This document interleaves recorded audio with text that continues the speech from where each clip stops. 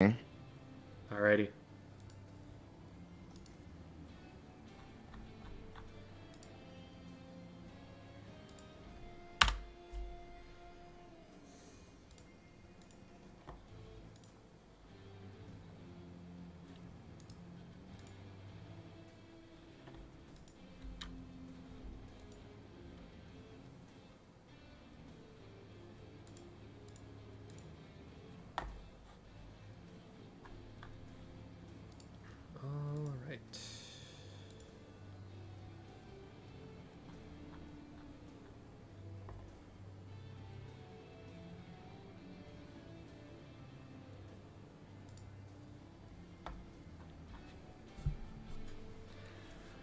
Hello, Doovie, and Hi Bad Gamer, and Lightning Yin Yang, and Wee Weirdo, and Jonas Abound, and Fake Shigi, and TJO Racer, and AUZ Oz, I don't know, and Glyph, and Bear, and Alpha Star, and Bixie, and Ane, I think I got it right there, and Lucas, and Banana Split, and Bready Pudding, and Flavius, and Wade Tata, I don't know, and Diamond Star. Still no green screen. Yeah, I'm not in the place where I usually am. I have traveled. We do not have a green screen here. So this is what we got.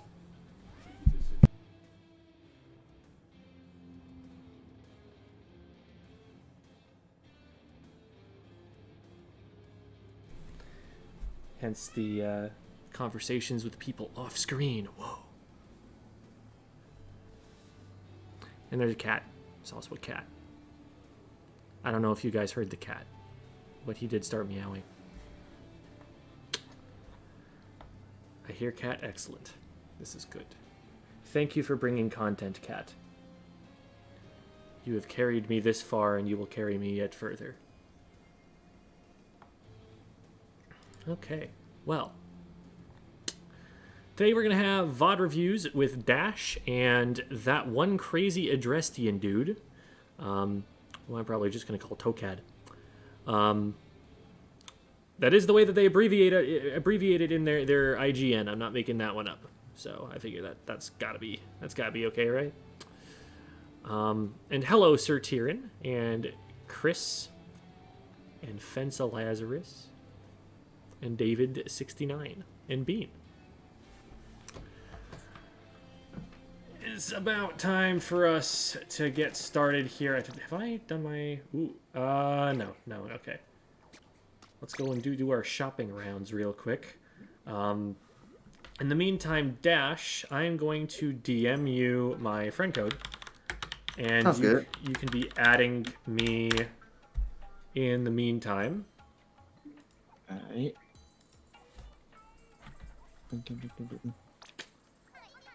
Alrighty, do we have anything that I want to buy? Also, sorry in advance, I'm a little bit awkward when it comes to talking. That's okay. Aren't we all? Right. It's kind of just a human trait. Alright, there, I got that friend request. And I'm just gonna grab a couple of items. Snag them, if you will. Purchase them from reputable establishments.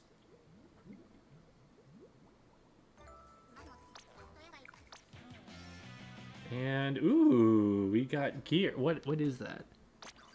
I do not know what I just got. I'm assuming that's... What is that? Headgear? Has to be headgear. Because otherwise you're... Oh, maybe it's like just a thing that you put around your ankle?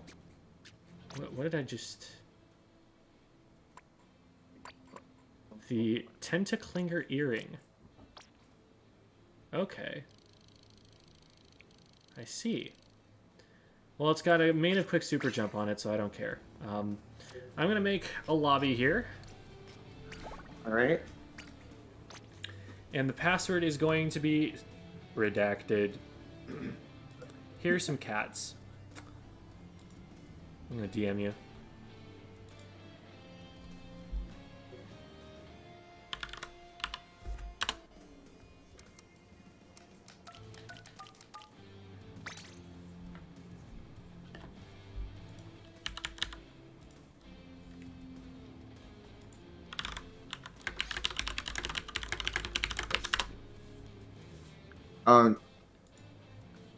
Oh wait, did you accept my friend request?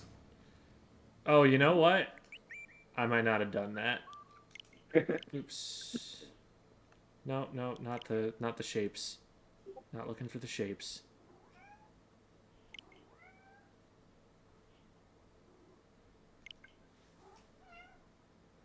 Why, hello there, cat. Meow.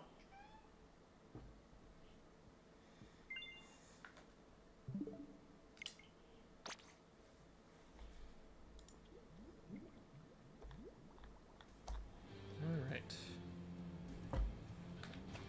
Redacted is a good choice for the password. No one can guess it. Yeah, you know, it is impossible to enter into the game.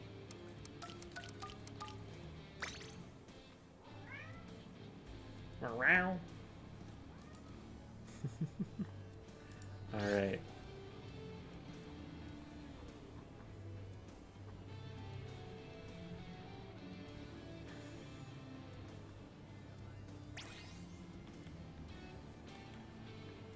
Alright. Alright, and Devi will be joining us shortly. I still Awesome. do not have word from Tokad, so we might just run with 3 for now.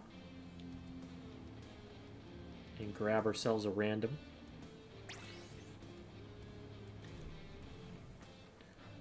Oh, hey, it's Amina. How's it going, Amina? Amina is a teammate of mine. Amina, do you stream or anything?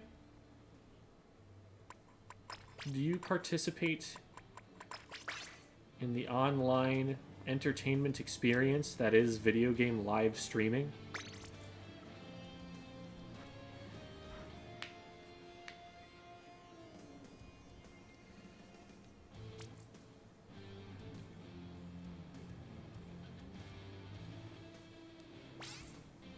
I think Bluefin Depot would be a good fit for Splat 3.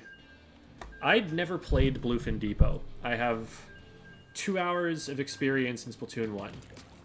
And that's it. So there were a lot of maps that I never actually played from that, and I wouldn't really have a very informed opinion on the subject. Bluefin is a very controversial one, from what I've heard from competitive players. I don't remember too much about Splatoon 1, so I wouldn't know. I barely even use Twitch for watching? Okay.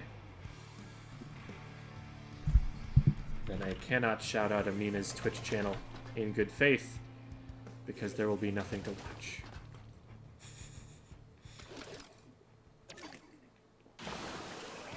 Alrighty. Also, your cat pictures are still up. What, isn't that the main content here? Okay, fixed. Okay, fair enough. I got sniped. Big swig on right. Alright, gotcha. That's the crab on tower. I'm dead.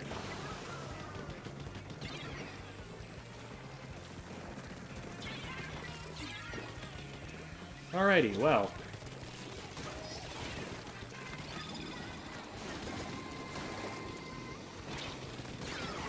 Amina, if you would like to join us for these matches, we are in need of a 4th, because we currently are playing with a rando. So I could pull you in if you were in the Squid School Discord.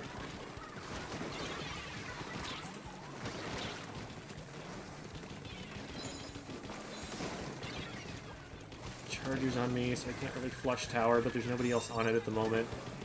Watch spinner. Oh, one behind it. Got 2. I'm down to Charger. They're on block. They're missiled. Going right.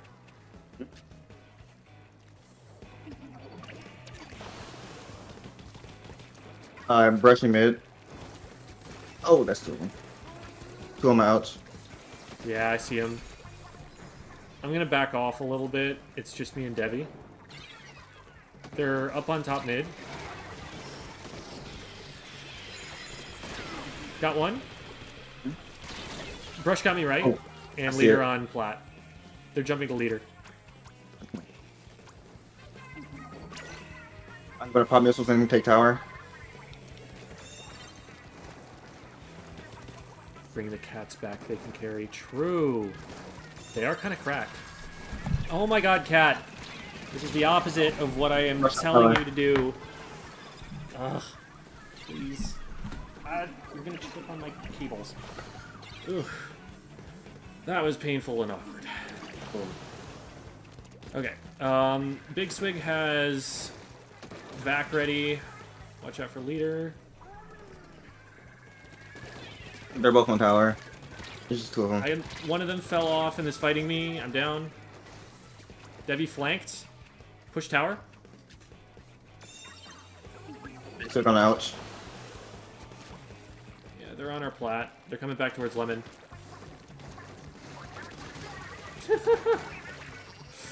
It was funny how they attacked my teammate and yet did not do sufficient damage.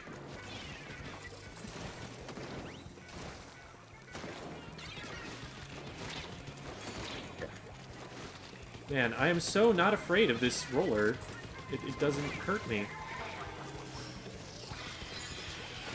Dropping back, I'm surrounded. Brush is weak in mid. Got him.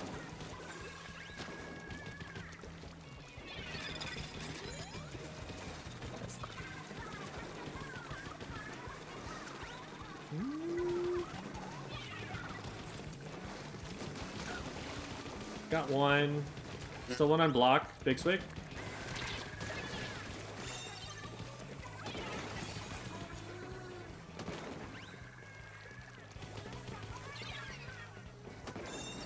Cool.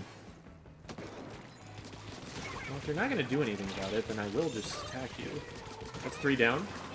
Nice, nice.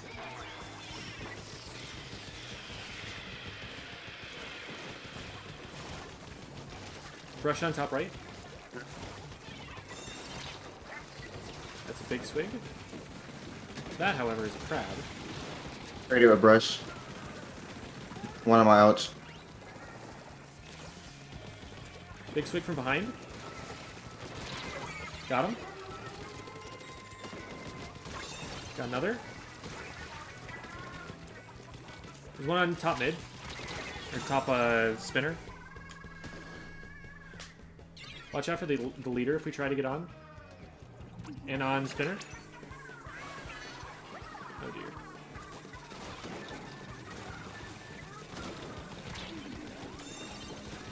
Leader is forced forward. I'm down to brush though.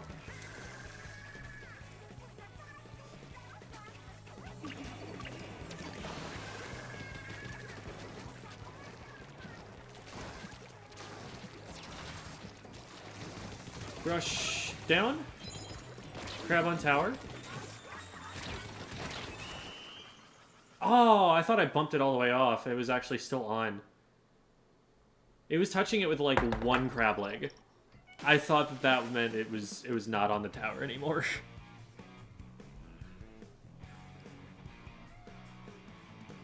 What? What, cat? What are you going all meow about, huh?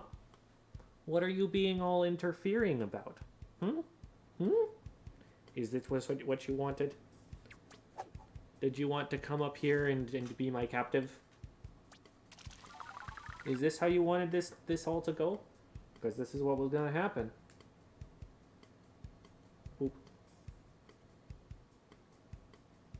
What? You may leave. Oh, I don't know if he wants to leave.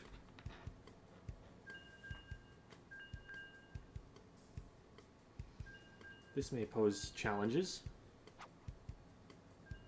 Okay, yeah, he's actually lying down in my lap now. So that's going to complicate this a little bit.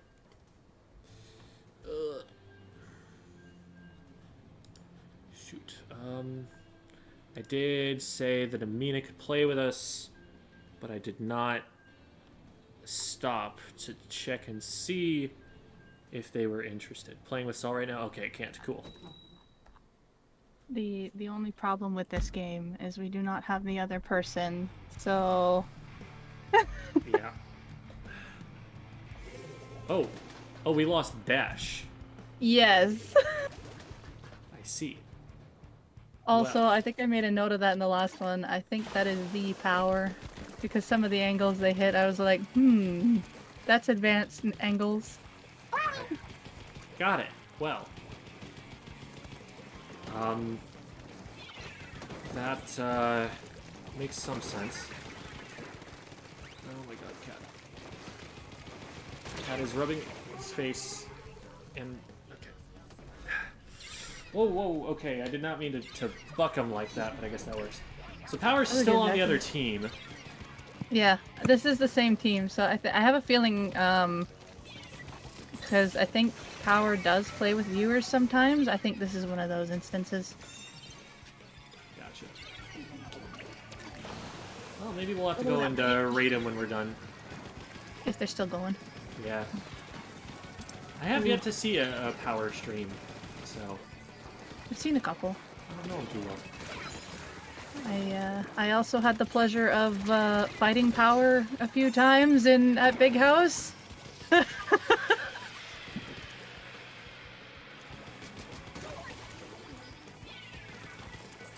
Yeah. I'm down to brush and mid. No.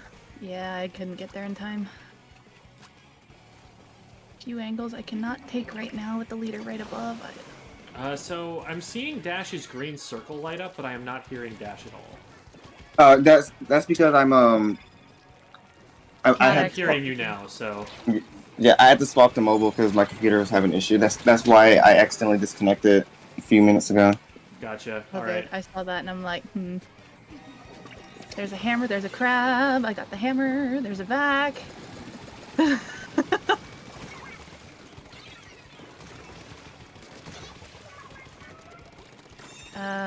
Leader got out, right? Leader was down, but they're spawned now. They're taking jumps on the top left.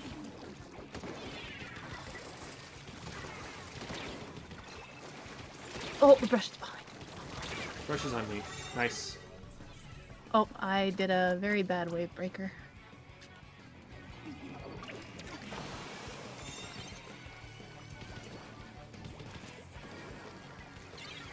No, I couldn't save. I tried. Oh, bottom left. Top Brush left weak. now. I Got hit him. him one. There we go. Watch leader. Jumps on tower, one top right. That's a crab. Big swig weak. On tower. I just gotta wait a Got second. There we go. Wailing the crab. Got That would him. have rid of way. Brush behind on beams. Here. Got him. Okay. Charger got me from mid. Got me too. I was like, well, if you're down, I'm next. I did get one with wave breaker though.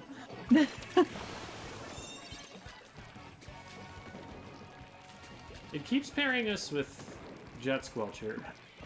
Because they hit play again. Oh, is it the same one? I They- thought it was a different one this Yeah, time. it's the same one from last round. So there was. Oh, it must be the range blaster whose tag I didn't recognize from before. Yeah, But, the range blasters new. Oh, hello. I'm not a huge fan of the heavy plus Jet Squelcher comp. Well, the problem is with leader, I can't find really my way around it on Eel Tail. If this was Museum, I'd play midline. Eel Tail's kind of restricting.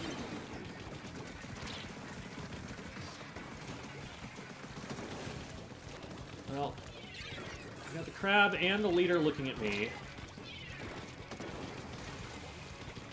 The double walls is also this is just Crab is pushing me difficult. left.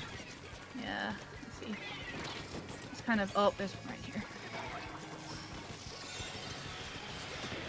Oh, brush is one shot behind it.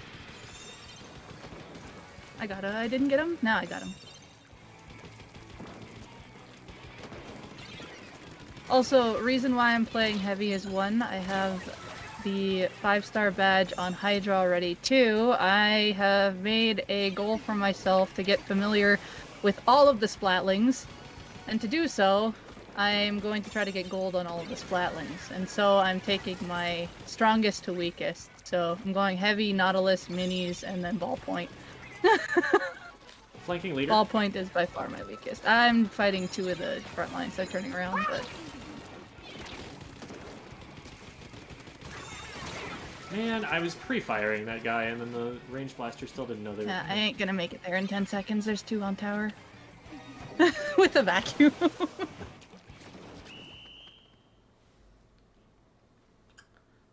Heavy plays midline. I play midline as a splatling whenever there's 2 backlines. Because you have to adjust somehow when you have double backline, right?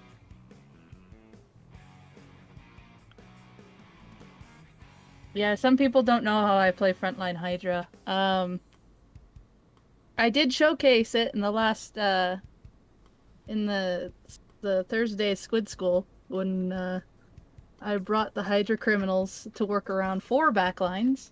So we had 2 frontline Hydras, a mid and a back. Is that do you think gibberish I that they're posting, or is that in another language? And yes, I dropped out. I can't tell at this point. It's a language of their own invention, is what I'm going with until I'm informed otherwise.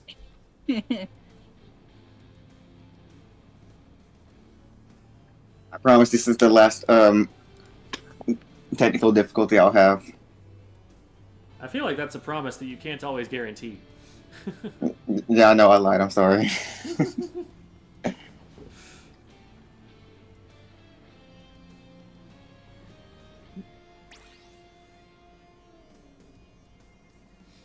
Alright, I'm back. I put it in Google Translate and it translated nothing. Okay, therefore it does not exist. Doing midline, frontline heavy on Eel Tail is a lot harder than it looks compared to other maps. So that's why it was a bit difficult to work around the jet there.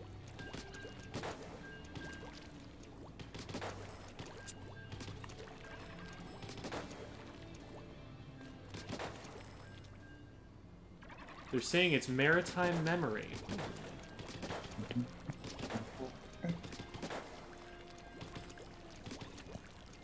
I would believe it. That is a thing that makes some sense. How is Gem? Gem is doing alright. Gem is warm, which is about the best you can be at the moment.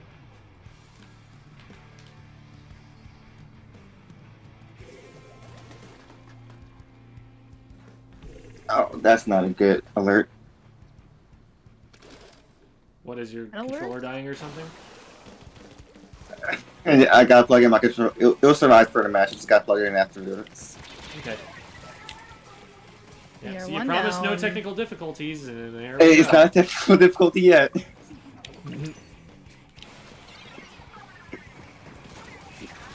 I'm down. That's 2 crabs. Waiting for this other guy to swim to me. They know I'm here. Oh, I got jumped on by the one that respawned. Man, I tried too hard to cover my teammates' angles. Ooh! Ooh! No! That was... Ooh. My reflexes are not on point to dodge, Inkzukas like that. Splash right side of spinner, got him. And then there's a crab. Oh my god, on there's top 3 of it, crabs. double crab. Oh. That's okay. 3 crabs and a squeezer. Oh boy. Hit all their shots too. Got one, another one on me. Hit them once, I think. But they're probably healed. They're on our top right. They're 2 down. Top right, behind you, Dash. Hey.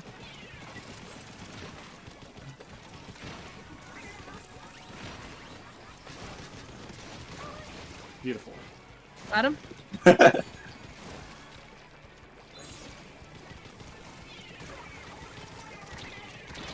that Oh, I didn't don't work. know. Oh. On my Ulster weak. It's a nozzle nose. Okay. I got way too far in the mid. Where did they go? I was like, I know they're ninja squid, but I couldn't even trace them. Whew.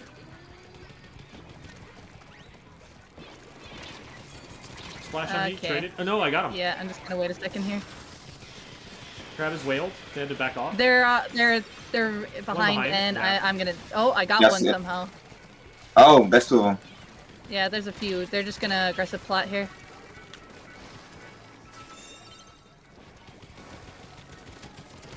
Oh, there's two on. Oh, they're one shot. Yeah, they're sharking on the right Splash side a squeak. lot. You gotta be careful that. on the way of pushing in. They're always gonna be aggressive. They'll take the left side flank in. I'm surprised I didn't hit anything there. That's my bad. Top of spinner. We're two Yep. down. Careful. Wiper!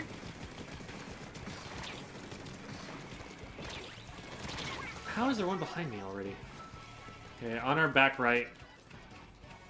Okay.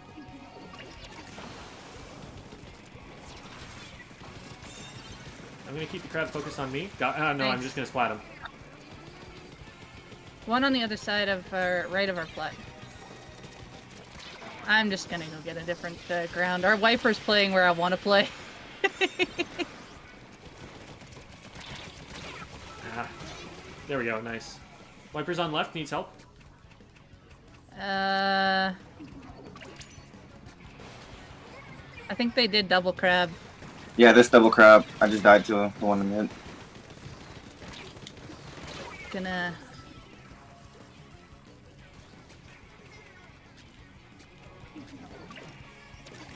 Third crab and one to my right on plot. Got one. I'm flanking into mid. Crab is watching me. They dropped off though. I'm down. One used the wall. I couldn't get my aim on. Dav, please do not go in.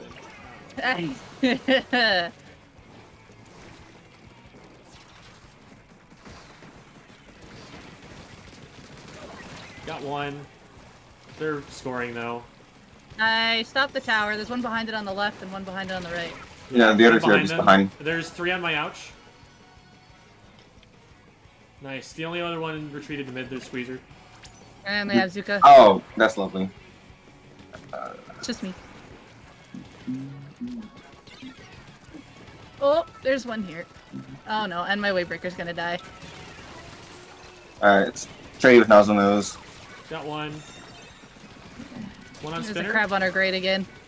I'm gonna go down to this. Oh no, I'm dead.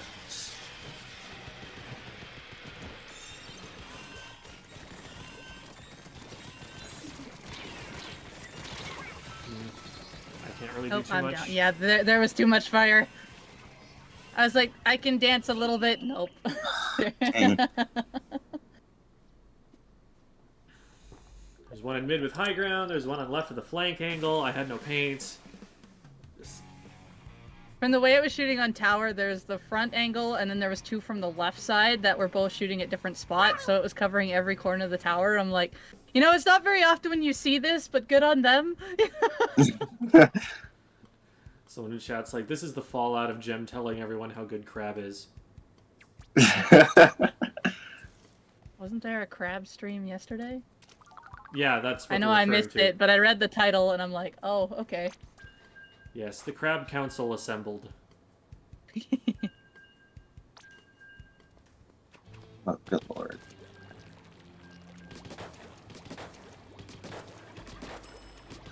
For those who didn't see it, the video is, of course, up on YouTube today. It was Echo and Kiwi, who are both Splash players, who I brought on to talk about Crab Tank, how to use it, what its place in the meta is, how to counter it, all sorts of different things. And GG's Gem, I hate crab. Dab is here in the chat with us. Hello. Dab, since you're playing with us, you want to just hop into waiting room and VC with us?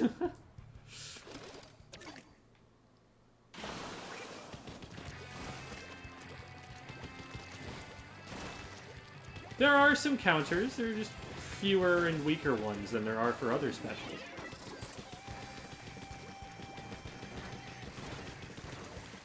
Got roller. Close to whale. Squiffy's Whale low ready? right with machine. I'm just taking tower and whaling. Oh, Luna moved up. Luna moved up. Yeah, they're below us. They're trying to go in middle here somewhere. That was unfortunate. I'm down.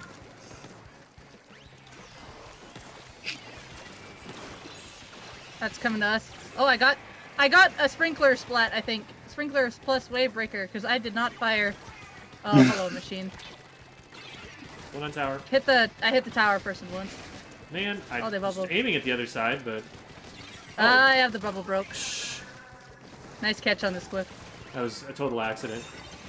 Luna's Right left side of two. Right side two. Nice. Nice. I'm getting up on their plat. Okay, I'll take tower for now. Squiffy is... Roller? Oh, they snuck around that. Shoot. Roller. Back on tower with breaker. Oh, there's one behind me. Luna, I got it. They're down, yeah. Middle. And right. Right side, I Roller. got. Keep an eye on the top right. Lots of people like to come that way. There's no one top right. It's just Swiffer right there. Down. There you go. I got Just him. roller, just roller. Roller's in front. There's another one top right. That's a Luna. Luna's one. I'm in trouble. I'm down. Darn. I'm gonna go with Dav. See if I can help Dav. Nice wait. Hit the machine once. Oh, they're booyahing. That's gonna come to me. Trying to get paint. We gotta jump. Did you jump out through a squiff shot? Was that you? Yeah, that was me. Oh, roller miles. 2 miles Yeah, actually. I'm trying Roller to get on- into a defense here on the left. Yeah, bubble on tower. Oh, hello, roller. Put Whale on breaker tower. back here. Roller weak on our plat. Roller's on the right side of plat. I'm getting booyah'd. Oh no, I'm dead. Yep, rip me. Oh my god. There was no way I was living that. I'm coming out on the right. You guys have pressure there, but we don't have tower. I'll see if I can get it. Closest. I'm on it. Luna down. Nice. Back left.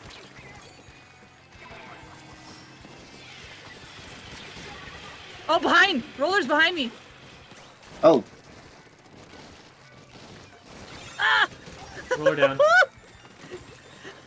I was like, if I miss this jump. Middle? Luna? There we go. nice. Machine's top left. And slosh. Yeah, I see. Top right one. I don't know what it is. Roller. Got Just it. roller. Oh, I'm down. Squiff top left. I'm backing up. I'm backing up. Yeah, there's only two, and one's pushing. Oh, we're 3 down. I'm really backing up. Yeah. I'll be out on the right in 2 seconds. Oh, okay.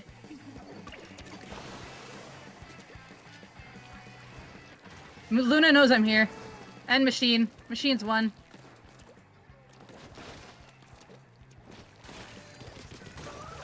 They're hard pushing left right now. Luna and... There we go. Buckets to my right. Got 3. That's going Yeah, on me that's the again. quad. Let's go.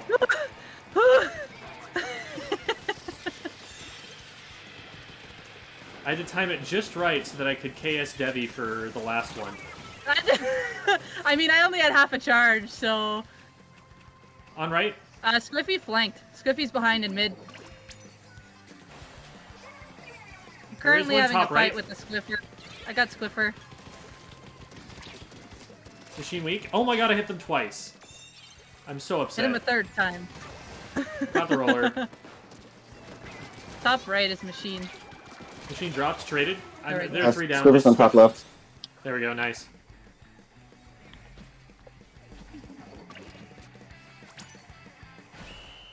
That's for the wave breaker. Hey, I'll be right back. I'm being called for something. I promise I'll be back within like 2 minutes. Alright. We can hang out.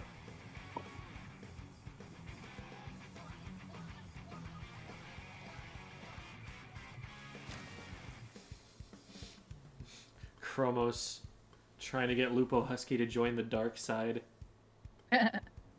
We have dodge rolls. Ooh.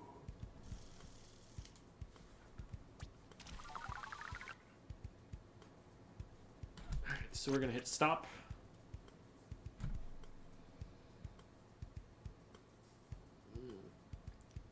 Oh Stretching man, out my hand. if only we got the 6 hammers. That would have been funny. If Prochera is at home, who are you sitting on today? um, It's a good question. Woody. It's made of wood. Yeah, that's this chair's name. Amateur Chera. I guess that works too. Feels a little. Okay, I'm back. All right. You have not exceeded your allotted 2 minutes.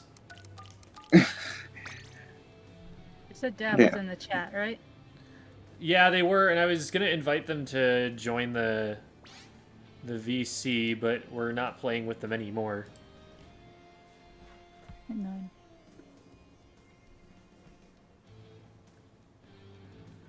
Oh, there's Dad. Armchaira.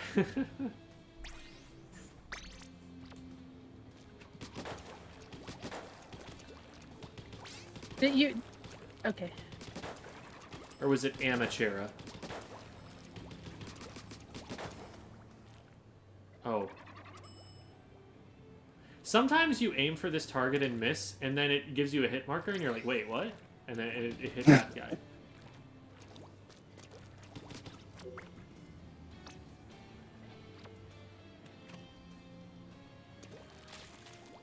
Tips for frontliners on tower. Be in front of the tower. If you are behind the tower while you're pushing, you're not going to be able to score very much. But also, don't go so far in front of the tower that people can get between you and the tower. You are the tower's shield. A button when you're ready, Debbie. Hang on. Yeah, I'm just answering Okay, cool. DMs.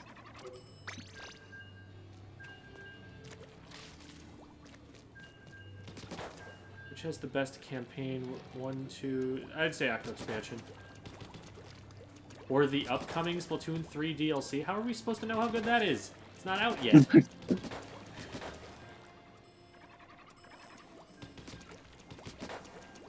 Is that a thing you can decide on before then? What criteria are you using?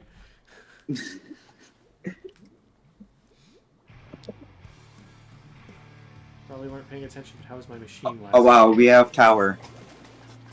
I saw your machine like twice. Wait, what? So the machine player on the other team is in our chat and asking how their machine was. I did see them. I can confirm that much. We have a flanker Oh, on there's the one left. on the tower already. I'm down. I hit him twice on the left. Oh my god. I let that happen to me. Why are they Oh, watch out for the blind flank, like flank, the flank. disease? It's very strange. That's a blaster in mid. What? They're playing frontline rapid blaster. They're like holding forward with that thing. Well, if they have one other one with them, I can see how that helps. I think they're trying to tag team with the Wiper, but the Wiper is getting caught out early.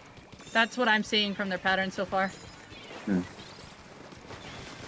Rapid down. Mhm. Mini down. Another one down. Just Wiper. Wiper left. They're marked. One splat. Got There we him. go. That's blaster coming out.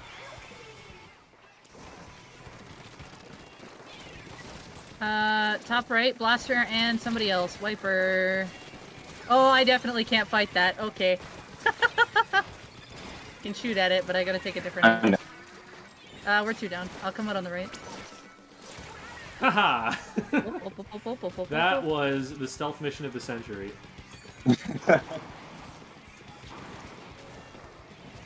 Okay, cool. I got the rapid. I'm behind the tower right now. Oh, Okay, Hammer didn't see me. Still behind the tower. They know I'm here. I'm just pinning up behind, being a distraction right now. Jump Okay, I'm coming shotting back with now. 52? Wee! What a silly goose I am. Rapid's trailing the pack, by the way, on the left. I'm gonna get whale before I go in. Okay. I just used breaker, so I won't have it. There's 3 on the left. They're all in a group. I need ink. Middle 2. Mini's one of them. Got one.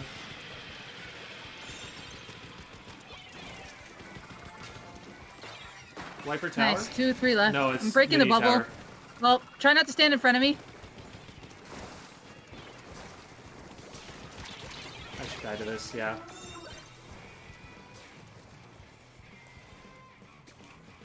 Wiper Here's a on left. present. Oh, I missed. I think I wave broke that person. Trying to break the other wave breaker. Rapid's getting Okay, forced towards you. I Got couldn't him. break it. There's 2 by tower. I'm marked. Oh, this is bad. Mini down. Wiper weak. Traded Wiper. Eh, just the junior. Hit him twice. 3. Got him. 1 more. There we go. Their tag is tower. Does that mean they want us to take tower, or that they are taking tower? I haven't seen them take it, so... It's just they are the tower. They're the objective. 2 on the left. Junior and 1 other. Wipers. Oh Mini. my god, I hit that twice. Come on. Ah, they got me with the hammer. I'm just gonna wait a second. Come here. They are coming here. Okay. Nice. I'm in mist. There's 2 here. It's like We're Junior here and to 1 push other. them back. Cool. I need ink now. Mini's on the left here. We can pinch it. Bravo. Rapid's on the top left, and it looks like someone else is coming out on the Someone dropped. Got him. Yeah, I'm gonna back out here. Figured I don't they have an would. advantage point, Jem. Be careful. Alright. They're gonna have to pay attention to me. Okay, well, I'm gonna throw a sprinkler on tower and see what they do. Oh, the I think Wiper that dropped helped right a and got little me. bit. Okay. They're coming up block. Wiper. Yep. They have hammer. Oh! Not anymore. Thanks. Oh, there's someone below me, isn't there? We'll find out. Top left, though. They're jumping in. Yeah, I see it. There's 2. That's one. Oh, 2 The other one low back left. off. Low left. Low left. There we go. Got one. And 1 more. got two. Mini's gonna drop left. That was. Yep. I got it. Someone else did, I think. But... Oh, Wiper Ooh, was on wiper, my right? face. Got wiper. There we go.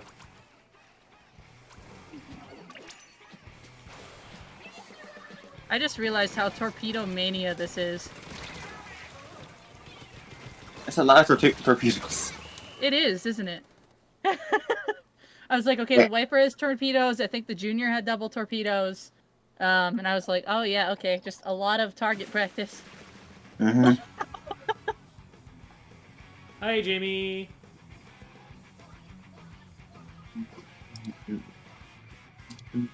Which is the best idols group? Callie and Marie, Pearl and Marina, Shiver, Fry, and Big Man. I personally like the music of Callie and Marie better. I think Pearl and Marina were a little bit more interesting as characters. Although Anarchy Rainbow is a bop. We're gonna hit stop, by the way. Alright. See, it's time for us to get into VOD reviewing. Alright. Well, have fun. And I'll bop back in if something happens. Alright, sounds good. Okay, is the match you had still uploading? No, it's I have it right here. I'm gonna send it to you. Sounds good.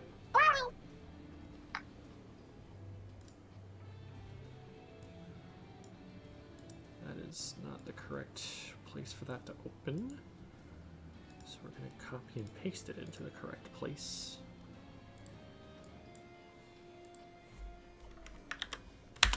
There we go.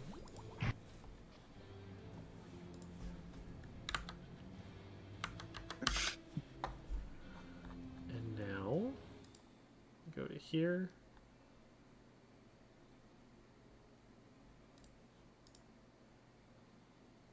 And this is way too big, and we need to make it smaller.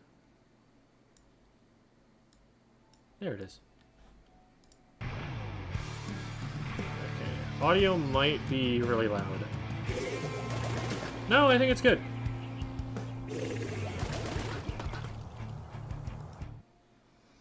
Okay, and then I'm going to screen share. And now you should be able to see that. Yeah. All right. So from here, I am unfortunately not going to be able to see chat because I am currently only on my single monitor setup. And so I can't stretch the window far enough to put the chat on it and still see everything in the match. So I'm going to be going dark a little bit. If you do spot anything in the chat that is of interest, let me know and I'll be able to answer that question. But Sure thing. do I have any 5 stars? I do have the V shot at 5 stars, and then I've got Blaster, Splash, and 52 all at 4. Okay. So we're playing Flingza again. Mhm. We're on a comp of Dapple Doolies, Splattershot Jr., and E-Leader. Is this solo queue or is this coordinated? This is in X battles. Okay, so solo queue. And then the other team, we're looking at an E-Leader, a shot. Okay. So I'm not a huge fan of either of these teams for different reasons. Your team is going to have a hard time pushing forward. Your missiles are going to help, but between a junior and the Dapples, there's not a lot of range. Yeah. So them trying to take one-on-one engagements is going to be difficult. But then on their side, there's not really a lot of like setup for their Stamper. The Stamper would really like to be able to do chip damage with someone, and all of the other weapons are really not about that. I guess they're torpedoes, and that's all they really have to work with. But everything else is just trying to like delete people quickly. Right. So you're gonna have to watch out for torpedoes. That is going to be a frequent annoyance for you if the Dapples are going to play this right. And also Stamper chip damage. But you should be able to play relatively safe from the shot and from the leader. As long as you know roughly where they're at, so you won't get sniped by bazookas or line of sight stuff, because you don't need to be, because you're a roller and you can hit over the top of walls. Right.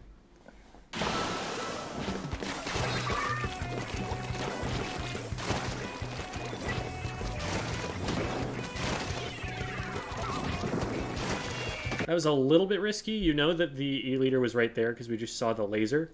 And they can actually hit that wall from over there. So any amount of time where you're on open ground, where there's like no cover, and you can see a charger laser, you're probably in danger. So always bear that in mind. Like, they didn't end up taking the shot or even probably looking at you, but you'll get to a certain level where E-Leaders will just hit those shots. So Gotcha. definitely important to be careful.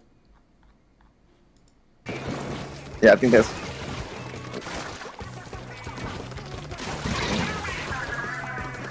Yeah, the play there was pretty aggressive to get off the plat. Like, once you have... So you know that there's a player right here, because they just got your teammate, and we also have seen a player from over here. So there's 2 of them. One of them is on its way around, and you end up trading them, which is not bad, but look at how close you were to missiles. Imagine instead that we stay on plat and paint up for long enough to get those missiles, and then we go down onto the zone. Now, that fight that we just took probably just goes cleanly in our favor, because they have to worry about missiles at the same time they have to worry about us. Generally, if you're ever, on the Flingza roller and you're like, is this worth risking my missiles for? The answer is usually no. Yeah, fair. Your missiles are so valuable not just to you but also to the rest of your team because as we've mentioned, pushing power isn't the best on this comp. So we're going to need to use whatever tools we can get to make it possible to move the enemy team back, and missiles are absolutely one of those. Gotcha.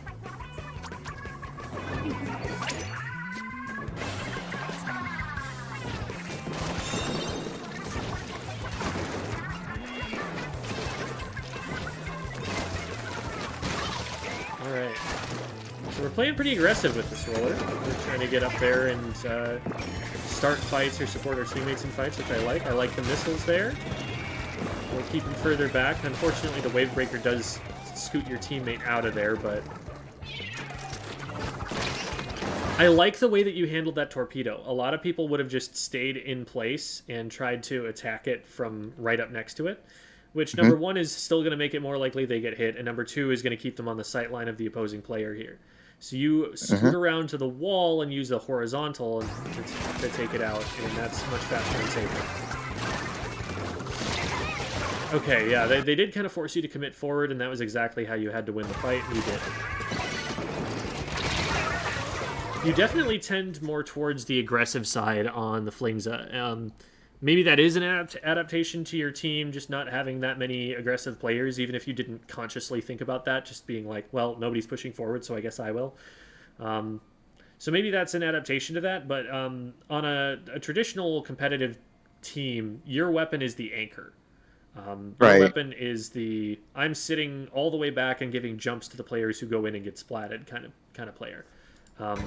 So these kinds of aggressive plays, if this is really the play style you're looking for the most on a roller, a lot of the time you're actually looking at more like a carbon deco kind of play style or a splat roller kind of play style. Yeah, and I was thinking about that too, and it's just I gotta look at what rollers best fit me, and I was thinking about carbon. Carbon Deco is definitely the aggressive roller of the moment. It has just an insanely good kit for it. The burst bomb turns that weapon from mediocre to very, very scary. And Inkzuka is a really good combination with it so that it can attack stuff at longer range if it needs to. So I think that that's a really powerful kit right now, and a lot of people are picking it up in niche cases even at top level, so it's pretty neat. All right. But that would be a little bit... So you're playing aggressively, you're playing with aggressive positioning on this weapon. Something that you will want to do if you're going to be playing aggressively is play a little bit more stealthily. You want to make sure that you're in range before the enemy player knows you're there. Especially if you're going to switch up to carbon, which is a little bit shorter range. Alright. Bear in mind that spamming the ouch ping is... It's not actually going to show up as spamming on your teammate's end. It will... it'll go ouch and stay up for a second, and then the word will fade, and once it's completely faded, then you can ouch again. Yeah, I know that. I just do that by habit. Okay, yeah. Just making sure that you know. And sometimes I'll do that too, just to make sure that it comes up as soon as it's available, because I don't exactly, count down in my head how long I've got before I can ouch again. But I also know that for some people, that's a little bit of a rage thing, a little bit of a tilt thing. And so I just want to make sure that, you're recognizing that, okay, they're not actually going to, hear my wrath over these ouch pings. Yeah, don't worry, this is not out of rage. Very good. So, pretty good push up until that point, but we do end up losing zone. With your teammate jumping out from there, as soon as they jump out, I probably don't want to be doing this anymore, because I'm worried that people are going to be tracking my movement, because I'm giving them information about my position by continuing to fling this. That said, maybe you're just safe up here and you're able to paint for special. I don't know. With a weapon with as slow of a fire rate as the roller has, I'm worried that someone just finds a really good angle and is able to laser you before you get back around the corner again. Because there's just nothing but green ink underneath you here. Okay.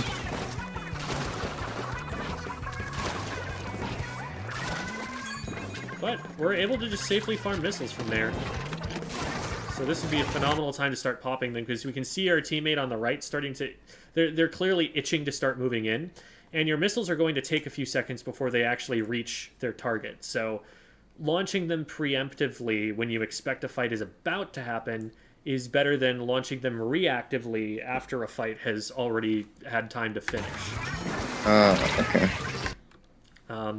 You want to make sure that the missiles are actually landing when they get to the opponent. So if you're launching them as your teammate is engaging, that fight is going to be decided before the missiles land.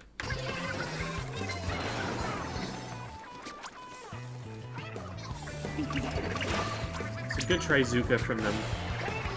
There were probably...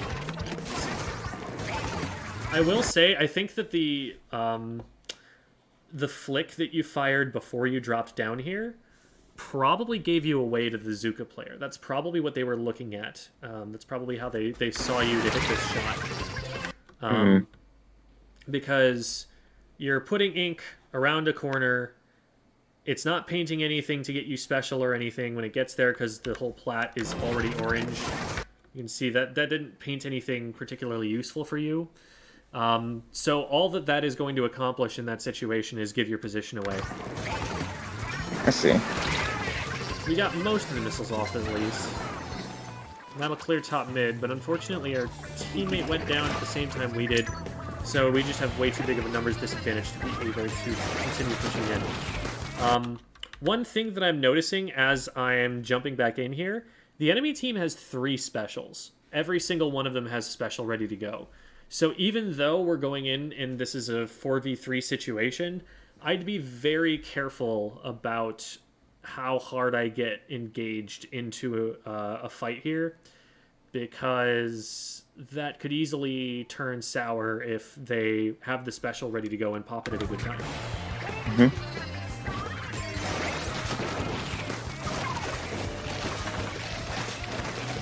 Good job just kind of zoning the Zipcaster away. I like that you just completely ignore them after they zip back, because they're not a threat anymore. They're going to run out of time. And so instead of running backwards to keep, stay out of position on the zone, you just move forward, you get a pick, and the team's able to recap. So, good stuff. I like that once we recognize that player's there, we're switching to the horizontal flicks. That was risky because the E-leader knew you were there because you were marked, but also, I don't know what else you do there. You're kind of in a difficult position, and I probably wouldn't still be trying to force it here. I'd probably, once the leader lets me get away, I'm like, okay, I'm out of here. Peace. Bye. I'm backing up. I want to do this. Because you were still marked. Oh, excuse me. You were still marked even at the time that you were kind of like sharking around the corner threatening them. And so, we like to think of that as being sneaky because we're around the corner, right? They can't see us, except you have to remember they can see you. Right.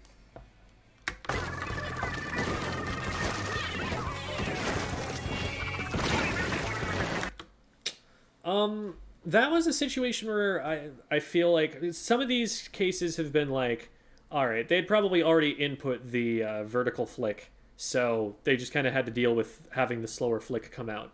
And but that time, it felt like you probably could have recognized the situation and gone for a horizontal instead. I feel like you get into a little bit of a rhythm of throwing out the vertical flicks, and sometimes you end up committing to one in a situation where you're suddenly getting aggressed on and you run out of time. So maybe have a little bit more of like an alarm bell in your head, like, there is a thing that is near me, therefore I'm not just going to autopilot vertical flicks. I'm going to think about each flick before I do it or something like that. And you might paint just the slightest bit slower, but you're not going to get caught out by a torpedo for doing so. Right. Yeah, that's the problem you're probably going to see a bit more in this video, Gotcha. actually. I'm glad you didn't jump in there. That was not safe at all. I like this location here better if you ever intend on like dropping down there and making an aggressive play. Because from this angle, there's not that much you're going to be able to paint. It's a relatively narrow arc, a narrow pie slice that you've got in front of you. So you're not going to get as much paint down on the floor, and it's also a position where you're pretty isolated from your teammates. So if you're going to go there, I feel like that's more of a flank route than a I'm just going to get some safe paint and then come back kind of thing. Right. Multiple times here, you've come this way to get special, gotten it, and then rotated back to plat. And the rotation back to plat is a very significant amount of time where you're just not there to support your teammates. Like if they get in a fight, in fact, they are getting in a fight right now, and look at how far away from it you are. There's no shot that you're going to be able to help them from here. So I kind of like the idea more of you sitting a little further back on plat or up above it and using the time to paint where you've got a wider pie slice in front of you to paint. And then getting missiles and being able to see what your teammates are seeing and what they'll want to target and aiming the missiles at that. Okay.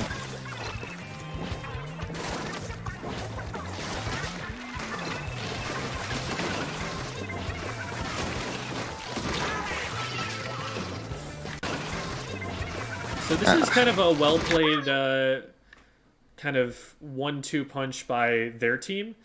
They put the Zipcaster in, and that's going to distract your team. And during that time, the E-Leader is looking at plat, and so they're able to just take pot shots at the people who are running around looking for the Spider-Man above their heads.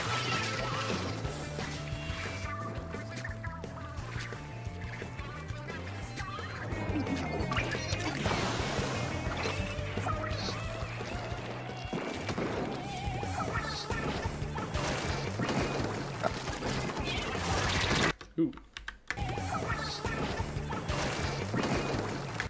So, like, this kind of a position here, it's not bad for a sharking roller. If you're trying to play from here, what you typically want to do is hug this wall or this corner right here. Are you seeing my mouse? Yeah, seeing it. Okay. If in case it's not coming through on stream, because it might not be, I don't think it is. It's the corner, like, just to the left here. If you're right up against the wall on either side of that corner, what you can do is just horizontal flick up over the top, and anybody who tries to come and check this just gets whopped. But as soon as you put yourself up on open ground here, you've only got the one block for cover, but there's green ink on the zone still, which means that there could still be someone coming from this direction, and you don't cover that angle. You don't like make sure you're safe from there before you push yourself into a place where you're vulnerable to it. So if you're going to play down there, I would say play for a shark, or at least shark there while you're trying to collect information. And then if you identify that the whole other team is on the right side, maybe then you can paint your way out. But from here, there's just nothing stopping them from getting on top of you. And that's not what you want, especially if you're just going to be painting with vertical flicks. Gotcha. Looks like they do get it, though. Nice. They get a couple picks on zone, and that's going to be huge. So, no harm done, ultimately. Also, another thing I'm seeing a little bit with the vertical flick thing is that sometimes you don't really benefit from the extra paint of a vertical flick if you've already got so much painted. Might be more effective in some cases here just to put out a horizontal flick because it'll paint everything that there is to paint and then move on quicker. Alright.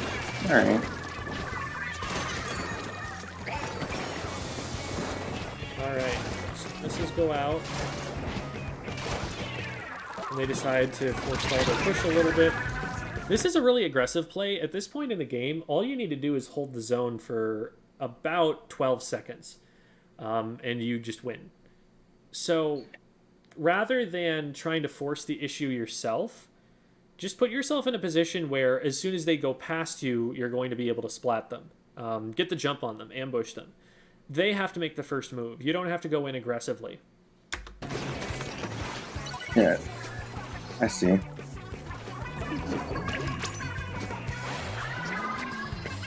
This is a little bit of a risky jump because at the time that you initiated it, I don't know that you had time to recognize that your teammate had won the fight. Okay, there you see that they... Okay, you might have been able to react and know that they were... that the enemy player was down then, but... You still didn't quite know whether there was going to be someone there to trade it back. It's very close to enemy aim, so this is the riskiest jump that I would consider taking. And from here, we just need to camp underneath the ledge and we win the game. We almost did let them in on the side here. They have to get to the zone. So just put yourself between them and the zone.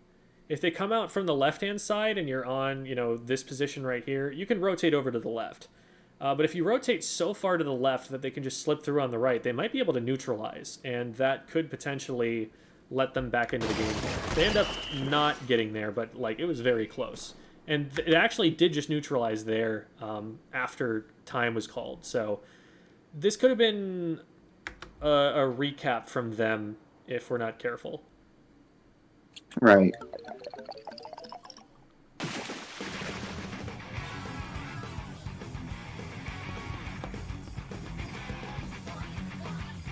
So you've been saying that you're considering switching to a more aggressive roller. Has that been an ongoing thought? Is that something like that you have like more input on than I'm aware of? I haven't tried out the carbon too much yet. I played the splat roller with my friends the other night when it was her first time playing Splatoon, so we all just kind of screwed around and all played the roller. But I kind of realized when I was doing that I think a regular splat roller might be more of my speed instead. Okay. Yeah, the carbon is a little bit more technically demanding.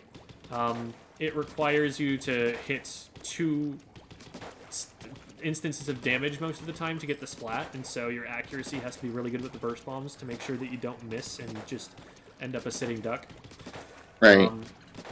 The splat roller is going to be a little bit easier at first, but it's also going to be a little bit more difficult later on once people start dealing with curling bomb strats better. And the special that it gets is definitely, I would say, a little bit more situational for it than the Trizuka is. So, both of them, you know, I think are good examples of that playstyle. They're, you know, the ambush rollers, but right now people are tending to favor the carbon at high level. So, something to maybe keep trying and maybe, you know, work on in the meantime, but to have the splat roller all while we're doing so. I'm going to do a quick round on the carbon deco. And is this... Let me screen share this for you. And I'll talk a bit about... There, that should be it. Okay. It doesn't always frame super nicely, but then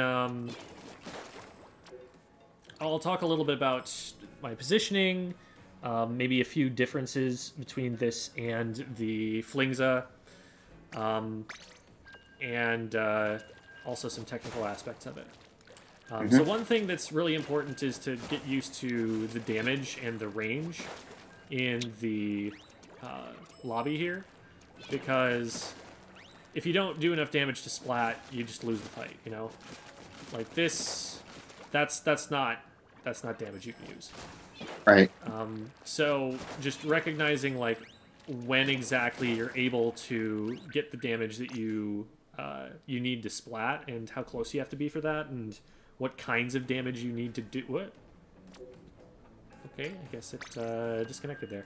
I thought it was going into a game, and then it just returned me here. I was like, huh? So, but generally, Burst Bomb Direct is going to combo into almost everything, with the exception of a way too long-ranged horizontal flick. vertical flick is your most consistent damage dealer, but if you get close enough to someone, you can still one-shot with the horizontal. It's just like, it's literally melee range. It's like, you need to physically strike them with the roller to be able to get that. Because even from, I think, this far back, it doesn't do it. Yeah, not even close. That Right. one wasn't even the 100. So, you're going to be much more consistent in damage with the vertical. Because, like, from here, horizontal doesn't even hit. But it did 87 with the vertical. So that one Right. only needed a an indirect burst bomb.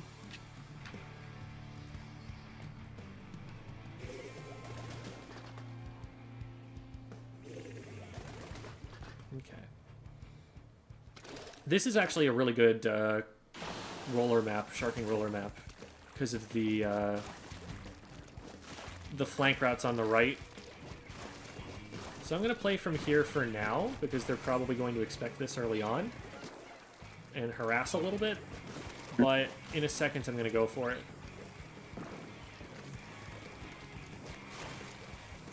They will be distracted by anything else. And now I'm behind the enemy team, and now we just need to hit shots. Got one. I think there's someone down here somewhere. There's one. And now we're just trying to trade, because that player got on top of us.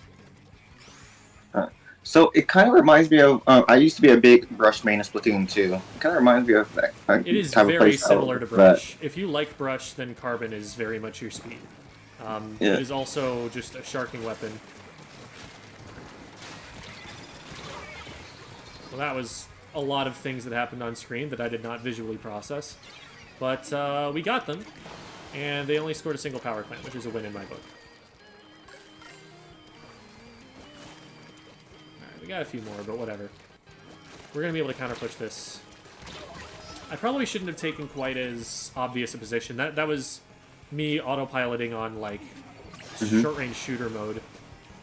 But I should have been a little bit more stealthy about it. Oh no, this jumped me to the wrong player. Just a little too slow on it. Ah, it's gonna miss. And that's not gonna one-shot. That was not a great showing. We might be able to get there in time to stop them from scoring this, because they're not painting this very aggressively.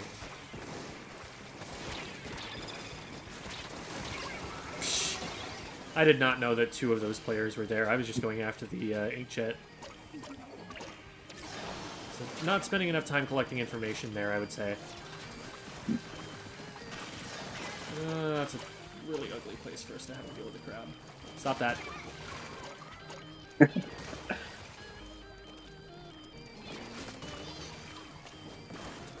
that should clear it. Well, we traded. That should be okay. We got another one for it. I think we're in pretty good shape. Yeah, so thing is, I actually tried the Carbon before Chill Season. I thought it was okay. I guess I just wasn't really playing it right, because this really reminds me of how I used to play Brush in Splatoon 2. Mm-hmm. It is very similar. The Brush is going to flank, and you're going to flank. You're a little bit more committed when you flank. Like, you can't just, like, run away like a Brush can. But you can still put the roller down. And really, your ability to do damage so quickly can kind of make it not such a bad thing that you're forced to commit. Because when you commit, you do splat people.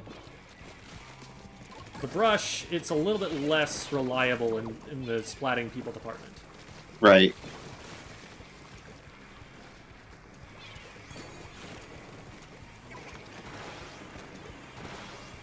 And if you're far away and getting zoned out, you can always just pop a Trizuka.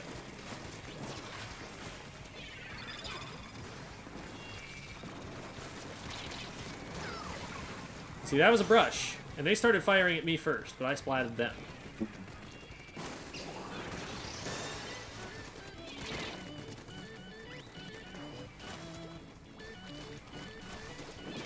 I was trying to bait them into attacking me as I jumped across, and I succeeded, and then I missed.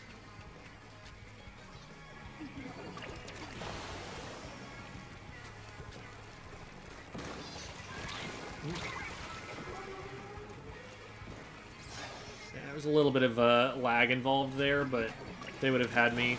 Like, it's not like the lag was the reason that I lost the engagement. So I actually do have a question, but I'm gonna wait till the match ends because I see you're a little bit focused. Go ahead. We're about to lose. So I have tried very aggressive weapons before, and I do agree that I think that would kind of fit my playstyle more. My problem is I can never truly know when to like kind of push in and sneak in and all that because a lot of time I'm spending too much time trying to make sure I have ink on the ground, but because I'm doing that, that's revealing my location and then my entire sneak around, my entire push just gets stopped because I'm not really sure how to go about it. So one thing that's really important is to use whatever ink is already on the ground. So you have to get a little bit comfortable, like moving into positions where you are kind of surrounded by enemy ink, because you can do that because they can't see you.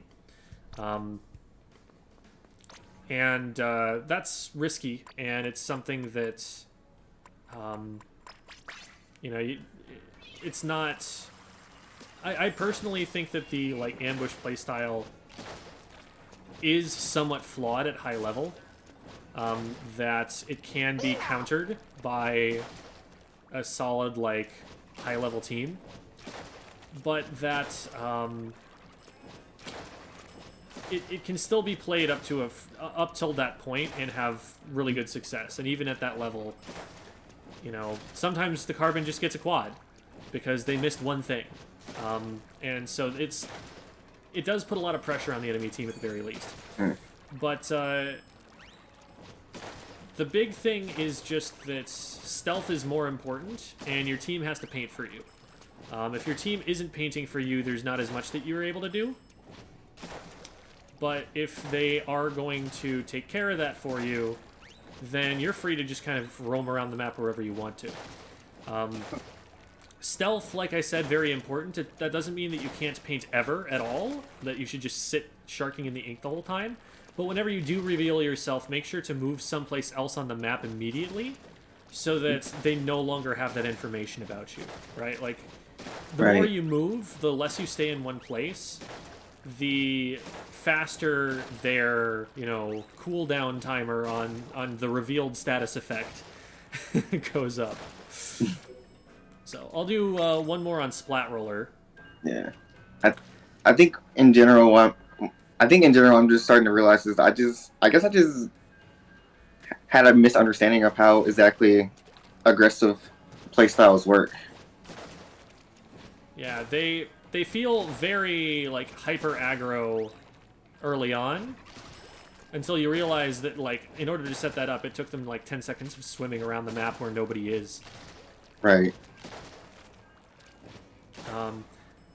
Thank you for the donation, by the way, Vladimir Chavez. As a famous YouTube content creator, how long did it take you to be famous?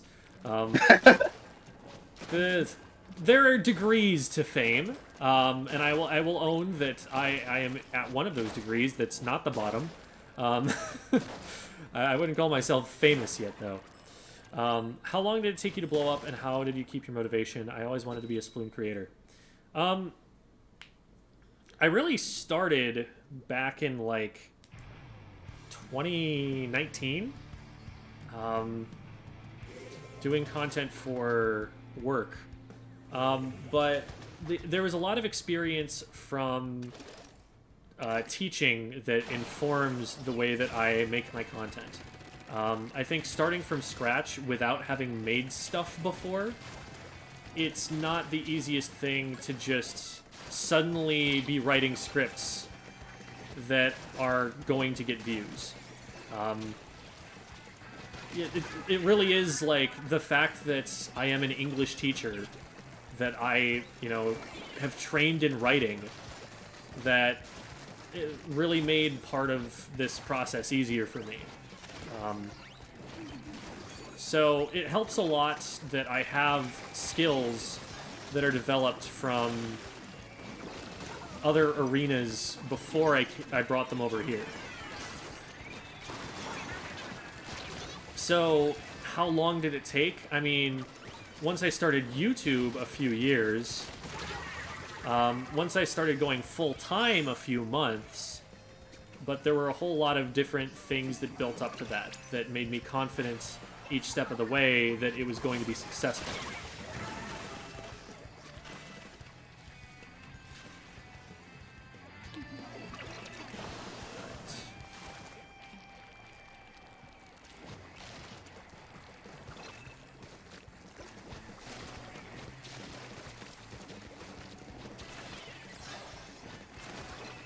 I would say if you're trying to get on YouTube, bring something else to YouTube.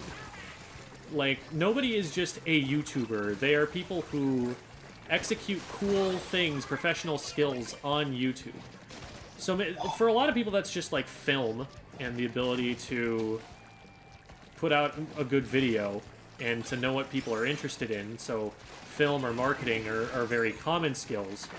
But a lot of people are just like, I'm a farmer, and I know, you know, that people are interested in how I work. And so I'm just going to be a farmer on YouTube. And that's extremely successful. And that's a really cool thing to do on YouTube. Why am I carrying this power plant? I would love to see that. This farmer learns funny Squid Game. That would be sick. Farmer learns funny Squid Game. Oh my goodness, that'd be wonderful.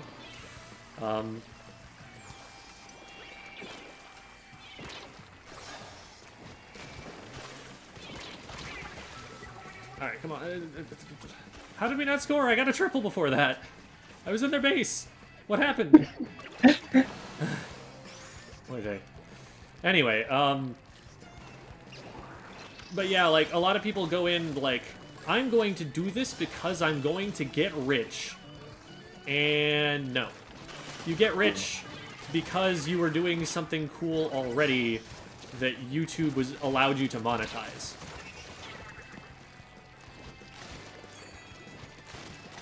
So think of it that way. I'm not successful because I am a YouTuber.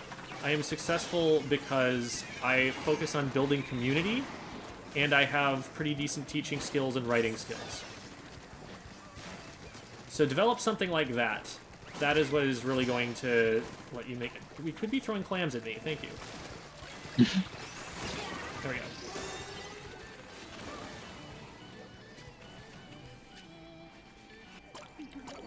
And then I took, you know, something else that I'm good at, which I'm just good at because it's a hobby of mine, and decided people will be interested in hearing me talk about this, and so I'm going to talk about it.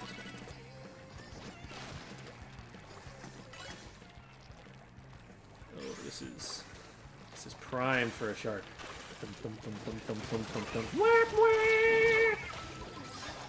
I should have gotten that second one. I got imperfect damage on it.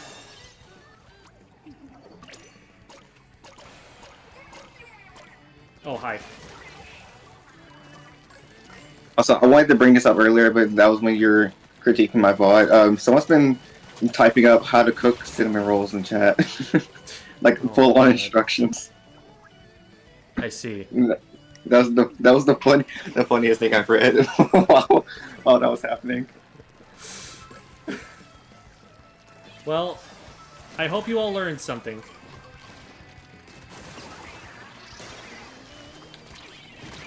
Unfortunately, it's not the easiest thing to time a curling bomb explosion to land on that jump, so I'm not going to be able to stop them from opening it up, but it is very easy for me to just squish them after they do. So that was the plan. And don't rule out the possibility of actually harassing with the curling bomb as if it's a real bomb. It's not, but it can pretend to be sometimes. Oh, yeah. Nicely done. Alright. That was probably a pretty high KA game.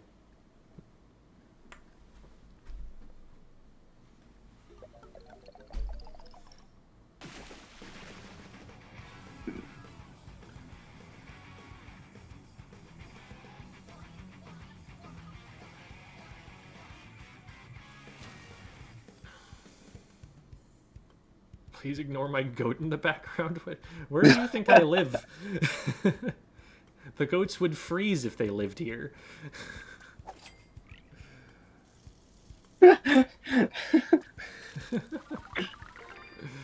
All right. So there are some roller things. Yeah, I'll definitely start practicing a bit more with the other rollers. I think for sure I'll try to pick up the carbon roller because that looks like it's more of my the play style I'm looking for. All right, sounds good. The Flingza is to be clear, in my opinion, the strongest roller in the game. I think it's probably the third best weapon in Splatoon 3 right now. So it's not like it's a bad choice at all. It's just Right. the way that you play it is not the way that you are looking like you want to play the video game. And so I wanted to set you up with something that's more in line with what you're trying to do, because otherwise you're just going to end up a sad missile spammer with Right. And no friends outside your competitive team. And I joke, because Reborn is a wonderful human being and might be watching, but... And now still like definitely keep playing the Flings as well. Like definitely because in my current team I'm one of the dedicated anchors. So Okay. it's just I think I got a little bit too used to playing Flingza because Anarchy kind of taught me some bad habits. Then I hit X rank and I was like, oh yeah, I should probably do something about that. Gotcha. All right. Well, thank you so much for coming on, and we've now got that one crazy Adrestian dude in the VC here. I'm going to double check the DMs here to see if I've got the replay code. I do have the replay code. So we're going to go and look into that one now. All right, well, thank you so much for looking at my gameplay. I'll definitely keep all the stuff you said in mind. Absolutely. Thanks for coming on. Yeah, it's no problem. You have a good night. You too. All right. I don't know if Tokad is going to be chatting with us here. They are currently muted. If not, that's totally okay. No problems with that. But we are going to punch in their code right now, and I'm going to screen share that. Oops, oh no, that is correct. Never mind. And I'm going to screen share that to the Discord as soon as I've got it ready. Tokad is a Hydra player, so hey, Devi, if you want to hop in, I would appreciate your input as well.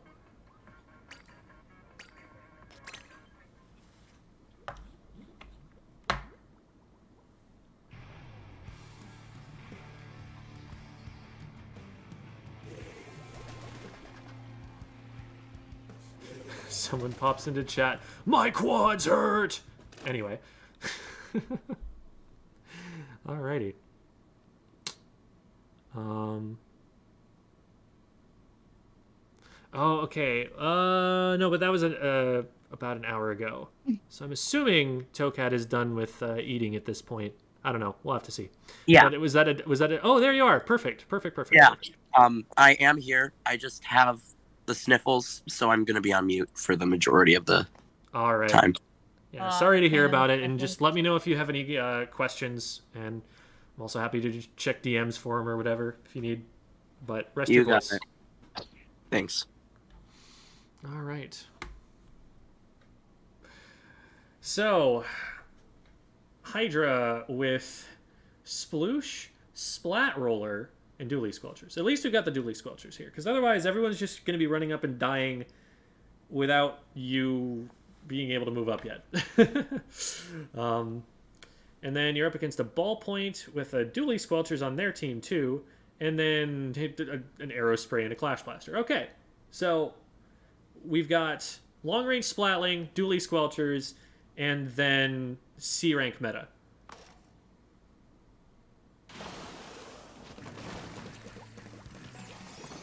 I'm gonna be completely honest. At the beginning, I failed to notice the ballpoint.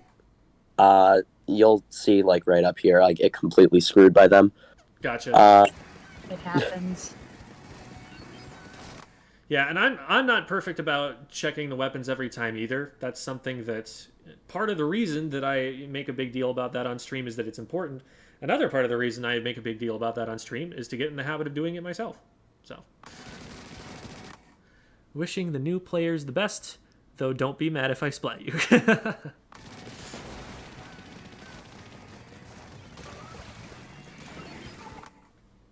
Alright, so here we're focusing primarily on pop. We end up not getting it. It looks like we try to pre-fire it. Now from here, we can see ripples in the ink as players scatter. So it looks like nobody is actually going for the Rainmaker, and I wouldn't worry as much about somebody going for the Rainmaker. Like, if they pick the Rainmaker up right here, good for you. They've just become the worst weapon in the game. So if somebody is making a more immediate threat than to pick up the Rainmaker here, you know, picking up the Rainmaker in an even 4v4, which will now become a 3.5v4 as soon as they pick it up. Instead, I would focus on things that maybe threaten your teammates or your position. And the player who's coming around the left side block here is right on top of your dually squelchers. That's not where the dually squelchers want to be in that fight. That's not where you want them relative to you. That's probably what I would be turning to aim the rest of this charge at. They do end up getting 2 of your teammates, actually, in the meantime. So even a little bit of suppressive fire, even if you're not able to get all 4 shots on them, I think at least hitting the... It's 3 shots with a full charge, right? And 4 shots with partial charge? Is that how it works? Yeah. Yeah. So, Yeah. however many shots it is that you need, you know, it just made it complicated because it might be 3 shots, it might be 4 shots. However many shots you need, even if you don't hit all of them, it will at least back them up a little bit so that they can't just freely go after your teammates. And that by itself would have been a win there. But now the entire team is dead, and so it's just you.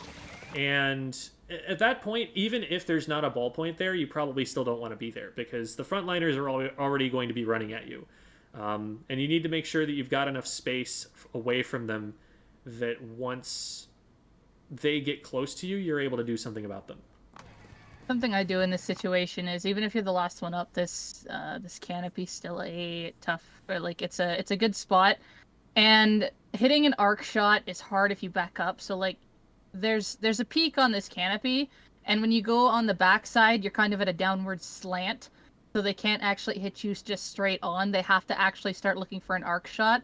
The Rainmaker is going to be the only one that's going to be able to hit you there directly when they fire a shot. The ballpoint would have to, you know, try to arc shot so you can, you know, dance back and forth sideways, still keep your position, get a charge, and then once both of them haven't finished firing, because it looks like they both fired at a similar time, you can just peek back out kind of on like the right or left side, whichever side you're closest to at the time. Just add some extra cover fire. Even if you don't get a splat, you're still taking away their turf. And you can still be dominant from that spot while you're just staying alive. But if you find the one underneath is getting more bomb pressure on you, then yeah, back up. Because right now they're not, and it's just the 2 in the middle there that are pressuring you. You can just use the back of that canopy to just not get hit straight on, but make it harder for them to hit. One potential concern here with a full wipe, which is the situation that we're in aside from you, is that a frontliner, if they're really enterprising, decides to run all the way into the base and come up behind you. It's not likely. It's a very small window because your teammates are going to be respawning here. But if somebody's already that pushed up, it is possible. And so that's something that you want to at least... You want to know where the guy underneath you is at the very least, if you're going to try and continue to play from the canopy.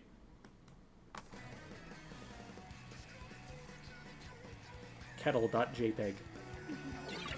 They're a little teapot, short and stout.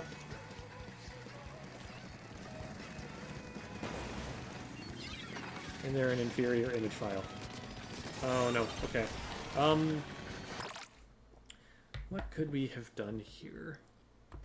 I think one thing that might help is if you're worried about them picking it up, the trouble here is that you're far back enough from the ledge right now that you're going to hit the floor if you try to aim down far enough to hit these guys.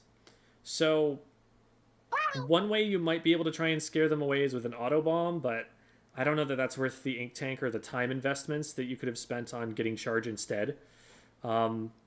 But maybe if you move over to the right and you're using these right blocks to protect you from someone in front of you, you can get a better line of sight on the first section of the switchback here. So like where they are right now, you can't hit them from here, but if you were to move over to the right and to look over the right-hand side and keep using that black box for cover from what's in front, maybe that's a way that you can land shots on this. How would you have angled yourself for this, Devi? In this situation, at our level, a lot of them just try to, since you're kind of the only one in the way, a lot of them will try to do the jump over. So coming out straight isn't bad. But in this case scenario, for the level that this is at, most of them are going to come up the ramp first. So to get a better angle at it, actually come out on the top left from the launch back in. That way you have high ground and more view of the ramp. But if you're always not sure, whenever I come in and they're close, I always throw a bomb anyway, and then you charge up. Because then that's good enough, because then usually something's slowed and you have enough time to get your ink tank by then. So I'm just used to throwing a bomb and filling ink tank. But in this case scenario, your upper left is going to do you a little better, because then, one, you're not close to the edge there, because a lot of front lines love to camp underneath this ledge, especially knowing that they have a clash. I'm not too sure where the clash is at this point, but clash loves to camp right underneath that ledge where you're facing right now, which pushes you back farther and you don't get too much angles back there. So right now top is going to be your best bet coming in. That's still not a massive push. All you really need to beat that is to get first checkpoint and then jump across from the first checkpoint pedestal. So stopping it there is definitely, you know, far from the worst case scenario. This is still very winnable. Ledge glitch, woo! I like this booyah. If you can get this off on top of the jump, yeah. Yeah. Oh, I'm surprised I didn't splat them, actually. They moved really well to get away. At this point, the play is moving away from you. Like, the Rainmaker is, like, way out on the left, and there's no way for you to get an angle on it. And anybody on the enemy team who would be sharking you here, they're probably doubling back to deal with the Rainmaker push instead. So you want to be pushing forward sooner than this, because now your team is just kind of out there without support from you, and it's kind of just up to them to figure out how to get this push going. Like, you can see, you're still not in range, even after all this time that you've spent moving forward. Like, you're not even hitting the Rainmaker shield there, let alone applying pressure that will keep the enemy team away from the Rainmaker. So we want to be... Usually I see Hydras just try to play through mid, even if the team is pushing someplace else. But you could, in theory, maybe take the area to the left of you here and use that for high ground, and then you can back up behind the ledge and super jump back if you need to, or jump into mid if you need to. That doesn't seem like a bad position to take. But we've got to get further forward quicker, because from the position that we were at, the play kind of got away from us, and it was just out of our hands at that point.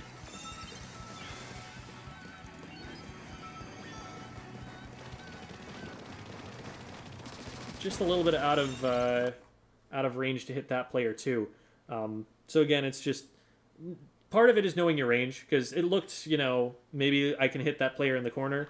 If I'm, you know, not a Hydra player, then I probably don't know that range super well myself anyway. But learning when, like, you're close enough to them so that you know how far forward you need to push before you're going to be effective is useful. Also, from this position, I would probably be pushed up further to the left, so there's more distance between me and the players from mid, in case one of them tries to flank me. If, like, let's say the Aerospray can, like, dive on top of me and be in range of me before I can see them on the right, that's going to be a threat to me. Whereas if I'm as far away as possible from the Aerospray, I'm hitting shots on them before they reach me, and that gives me a better chance of surviving that engagement. And again, the play is getting away from us. We can maybe attack the ballpoint from here, but there isn't much that we can actually have an impact on that's attacking the Rainmaker carrier. That's all pretty much too far away from us to help with. I'm about to sneeze. I see. There we go. So like the Booyah Bomb over there was another player that was out of our range and that we weren't able to really do too much about because of being that far back.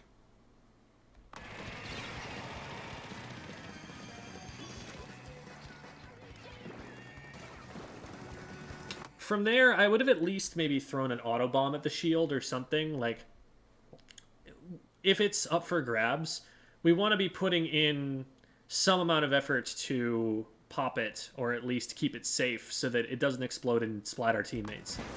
How soon did the sploosh go down?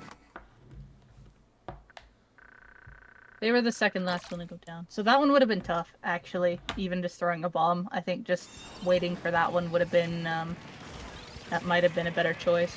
Sploosh is behind right now. Sploosh going in now. Sploosh is going in second. They went down there. I think, yeah. like, before the sploosh even... I guess the bomb would have been okay. Yeah, Yeah. but I would not put a full charge on that one knowing they're that close to, like, with how, like, the spawn's right there. So as soon as one of the, like, the other team spawns in, they're immediately going to use their subs, put more pressure on there. It's going to definitely be hard for those two to pop that. And in the situation where the Hydra's at right now, the most you're going to get is a half charge, and a bomb's not going to get too much unless if the sploosh is fully focused on barrier. Mm-hmm. A lot of the time, attacking the shield for me isn't even about popping the shield, like expecting to pop it. It's more like I'm going to put up some resistance to make it harder and force the enemy team to commit more resources to popping it, so that maybe my teammates can get away, or my teammates have more time to recognize who's actually going to win this. And, you know, maybe if you get the opportunity to win it, then you can, and that's always nice. But I think the amount of ink that it's going to take to throw a autobomb at this isn't that huge compared to the relative risk of, you know, this pops immediately killing, like, 3 people. In this situation, that ends up not being what happens, but that is something that can happen if you've got like 3 people on your team around the Rainmaker shield and a frontliner feels safe and decides to push up, and then the pop happens and they're like, wait, I thought we had the shield.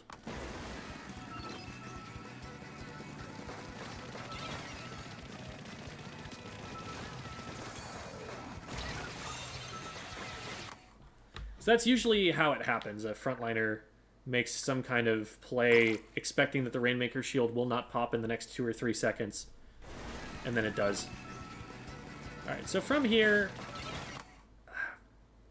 This isn't like an awful position in that you're not being attacked, so you're pretty safe being here. But you also just don't have angles on a lot of things. The fact that you have vision on them is the only reason I would expect you to be able to hit anything at all here. And like that player you're able to get, and so it ends up working out.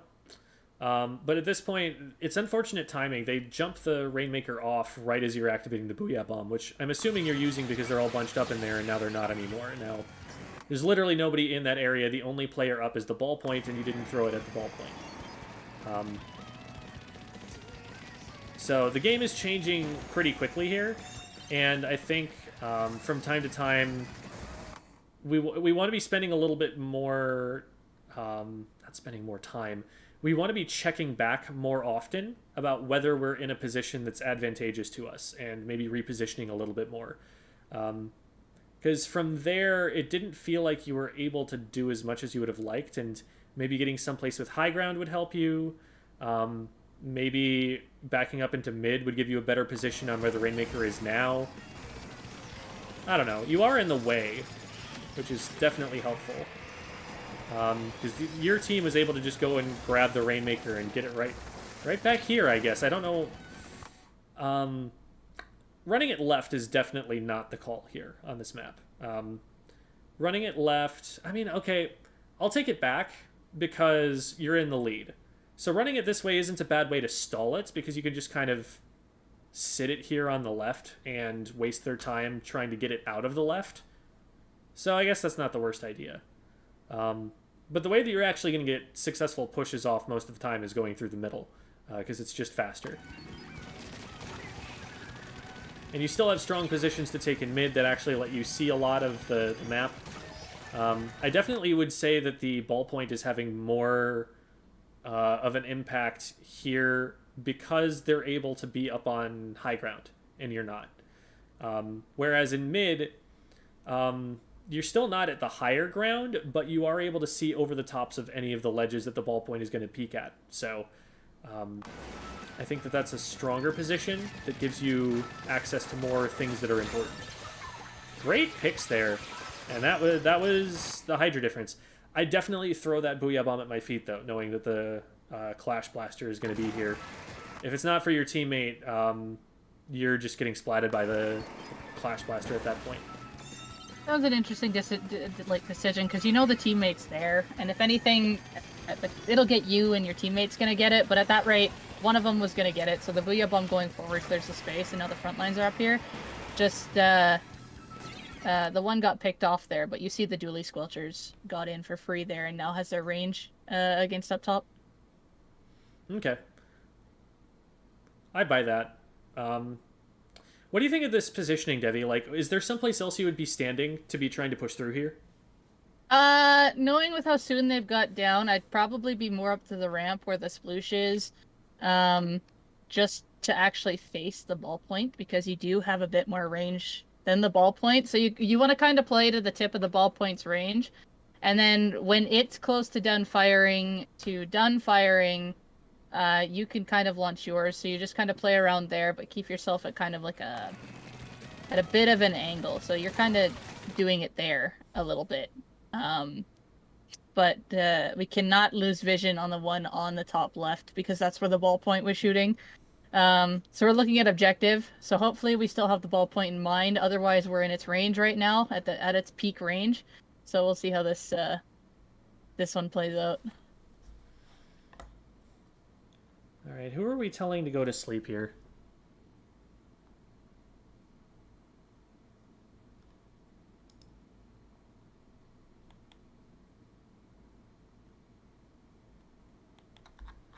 Only 2 a.m.? I was up till like 4:30 last night. Same. Good shots. That is the absolute last moment that you were going to be able to get that pick before you were just completely out of position. Because right now, I already am rotating to the right and making sure it's safe to do so. Because they've gotten the Rainmaker out of this left-hand side now. If it's allowed to just run into mid, it is now past us. And there is, like... They played this so unsafely, too. They could have just run straight away from you and gotten out of your range and then gone to mid. But they instead ran directly in the only path that they could have been splatted by you. So I think we want to be moving more preemptively as soon as we see the Rainmaker going over the top to the right. Do you need to be a patron to send VODs? No, the way that this works is you... contact me over Discord, and we set up a time. If it's one of the Tuesday Squid School reviews, then there's a line for that, and that line is back until February at this point, but it's free. There's also Metafy, which will allow you to book much sooner, but it costs a little bit. So here are the links, and you can kind of decide which of those options sounds good to you. And if the answer is none of them, well, at least you can follow me on Twitter. This is a little risky here, immediately getting charged. I might have backed up before starting to charge so that I could put some distance between me and this player here. Jumping across from there is something that's relatively visible, and a lot of players will spot that, but it ends up working out because your teammates are here.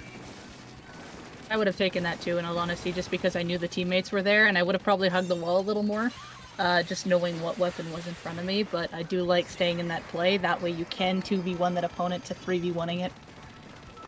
Like, I think you stay in the play for sure. You charge up to attack that player. I just but you don't want to go. I feel like you swim backwards back, like maybe 10 feet just to get out of Aerospray range.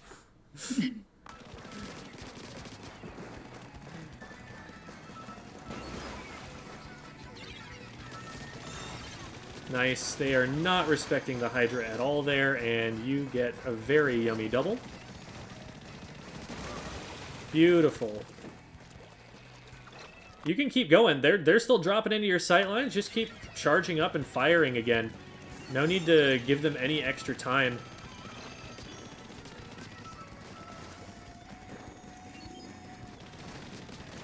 Nice. Having a huge impact right now. I would want that thrown up at the rail. You saw someone peeking up right over there at the rail. They probably do not see that Booyah Bomb coming. Like, if you throw that at the front wall, I bet they have no idea there's a Booyah Bomb until it comes up through the floor and splats them. And it'll still zone out the player who's near the goal for you. I think from here, they're more likely to see that and be able to drop on it. Oh, but it gets the path cleared for the Rainmaker anyway, and that's the dunk. All right. Awesome. Yeah. The ending there, like, that position in mid is, I think, one of the strongest Hydra positions on this map. You can just see... in general. Yeah, you can just see everything that the enemy team wants to do. If they're trying to come out far right, you have shots on that. If they're trying to come out far left, you probably have shots on that, and even if you don't, you can see it from a mile away. So it's just so powerful for shutting down that entire push. And that's probably where I would trend towards trying to position, even in positions maybe where we're trying to go left, because even then it would probably give you some pretty good angles on the players on the left. Like, let me go into the square and like see if I'm right about this, but I feel like that's a good position even for the left side push. Oops, not that way.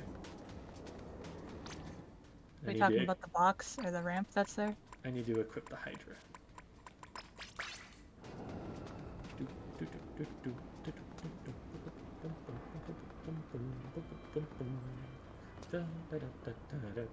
Okay. So we're on, we'll just call it Rainmaker, because that was what we just played. Rainmaker Hacklefish.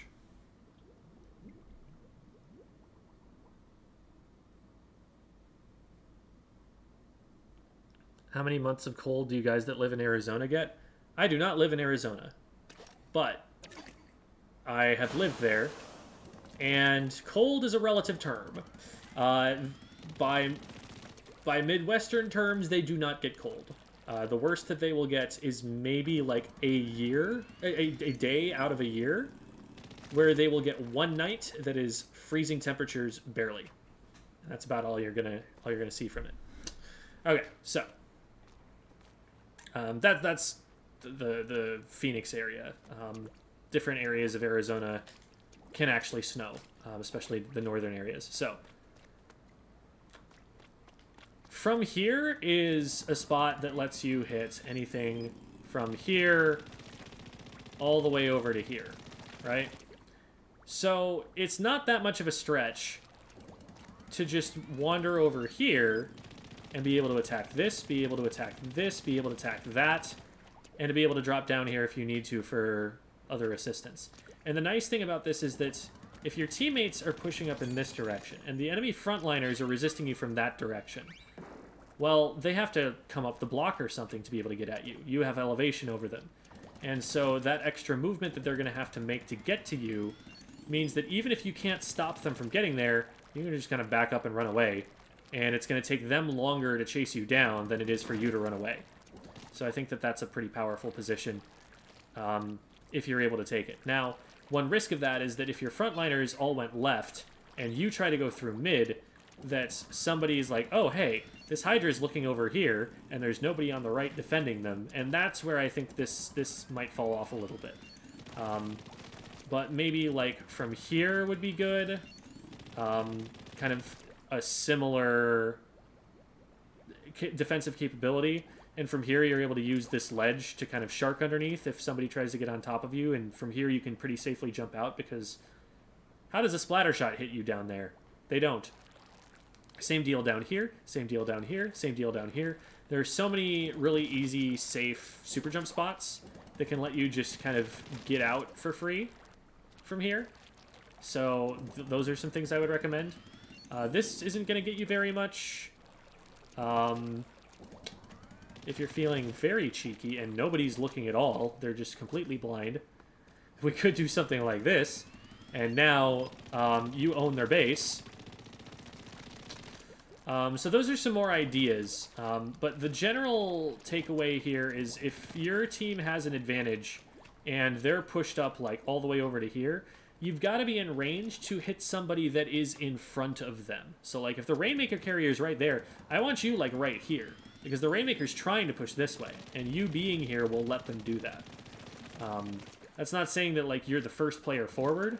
But you want to be in a position where you can control something ahead of the Rainmaker, not a position where you're almost able to reach the Rainmaker with your range, which is where you spent a lot of the time in the lead up to that push to the left.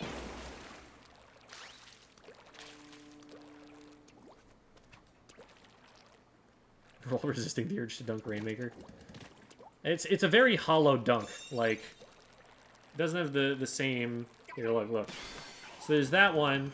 That one's fine. That one's cool and stuff. But then the whole fun of dunking it here is that the game ends. But look at how boring that is. There's just a 0 up there. Weak. So, anyway. Let me know if you have any questions, Tokad. But I think that does about cover it. So I would say in general, try to be more aware of where the fight is going to be. Be more aware of where the play is so you don't fall behind it. That's not to say, you should be rushing into fights as soon as you know where they are, but that... You want to recognize when you're about to be in a position where you can't hit anything useful and you need to reposition.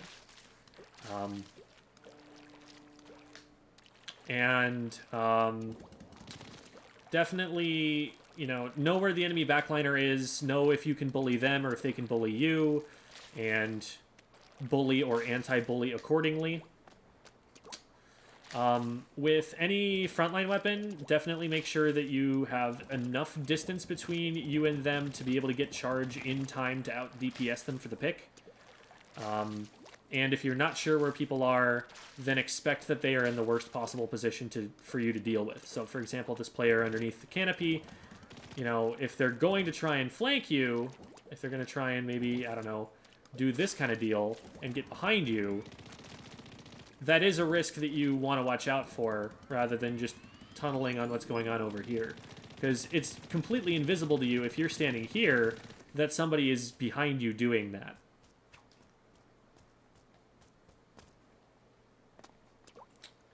Alright. I'm not seeing any questions on Discord. Ooh. Am I on the wall or am I on the floor? I feel like I have to be on the floor here. What? That makes no sense. Because, like, if you're in the wall and you let go of the stick, you fall, right? Yeah, that's how that works. Okay. So I'm just, like, way out there. What? What is this state that I am in? That's crazy. Because it looks like you fall out and then land in this patch of ink on the side, but you don't fall like you do when you're in the wall. I'll get it. I just jumped out of the wall. You're in the wall, but you're not falling like you normally would. Like, let me just paint this whole thing. Because there I fall. Let me get a bigger wall. Is there a bigger wall on this map? It's literally just a Rainmaker pedestal. The paint... Can you paint the side of the wall on there? Or no, I don't know if you can for that one. I know there's some modes yeah, where you if I let go from here, I just fall all the way down. But if I do that whole thing... Look, I'm in... Oh, and there I fall. But on that edge, I don't. Must be that specific block registering you in a grounded state on the top. Yeah. I'm in a grounded state, but I'm on the side of the wall. Maybe it takes the Interesting. right angle. Because the Rainmaker pedestal isn't that exactly. Wow. We learned a thing. You became a microplastic. Sure. All right. So let me know if you have any questions, Tokad. I'm happy to answer any of those. But that, I think, will do it for our VOD review today. All right. Thank you very much. And as always, feel free to DM me if any questions come to you after the fact. All right. Wonderful. Thank you. Just for the heck of it, I think I'm going to play a Hydra game. Ooh, that'll be fun. You might want to put some run speed on. You're right, you're right. Yeah.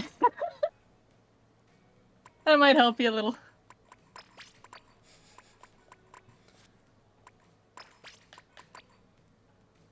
Yeah, sure. Stylish. That is actually kind of a look. I'm happy with that. Normally I find this hat disgusting, but I think it works with the coat.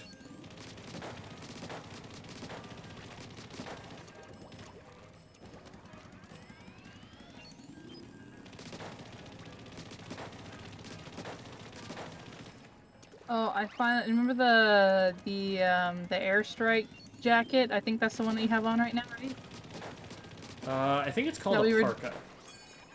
Yes, but like the one that we were doing for the Yeah. quad inkjet Yeah, thing. I used this it one. finally appeared in my shop yesterday. Hey! So I went and got it. Congratulations on your new acquisition.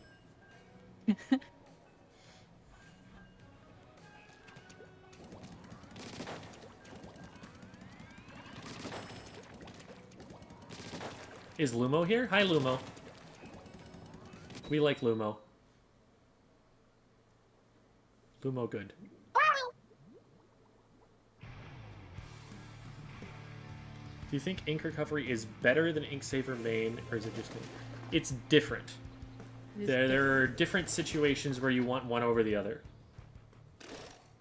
Take it on Hydra, for example, because it's actually been a recommendation to run for certain people. For Inksaver main, you can get more charge out of it. For ink recovery, you get your tank back faster. So it depends on if you want your ink back faster or if you want like an extra charge of ink. Did not want fear.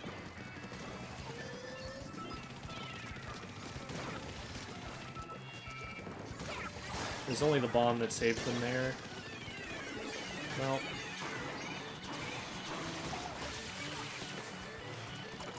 I probably could have waited a second for the Zipcaster to not be there, but I really wanted to end the push.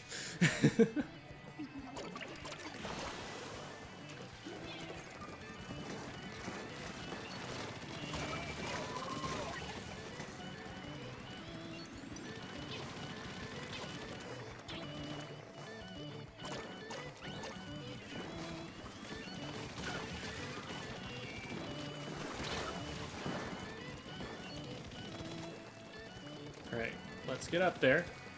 Let's go do some things.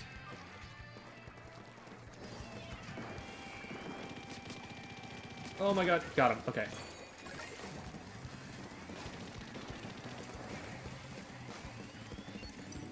I don't like that my teammate just went down there. I'm gonna jump out.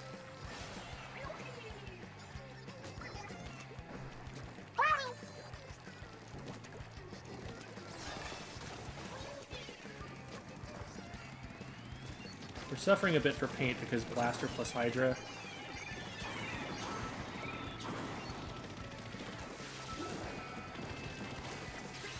Let's try and get something going over there. Well, then they took the fight over to the other side.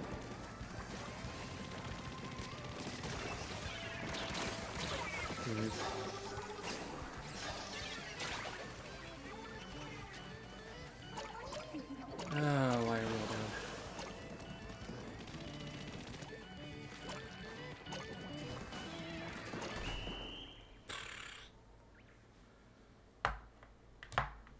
I didn't honestly feel like I did too badly there. I was finding a good number of picks. And I think some of those Booyah Bombs could have been impactful. But... Oh, it's Dav. There's that Dav. Here's Dav again. And I think I've played against Fern before. Yes. I know who Fern is. Jem, what kind of music do you like? Good music.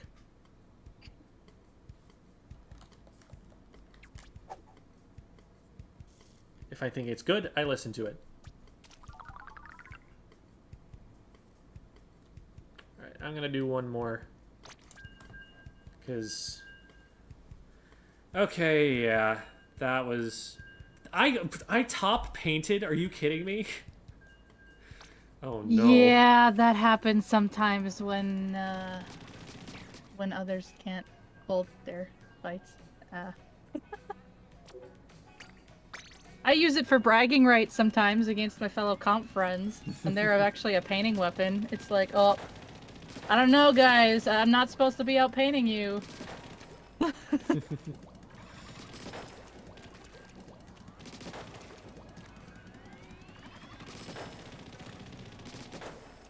Pineapple pizza's fine under the right circumstances. Like, you want to use barbecue sauce instead of tomato sauce because it's sweeter and it goes well with the pineapple taste.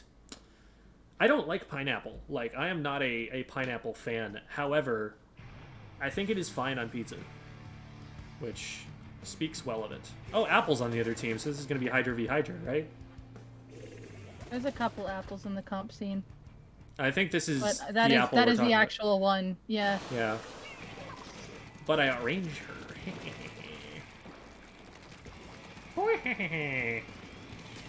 I thought I could catch that in time.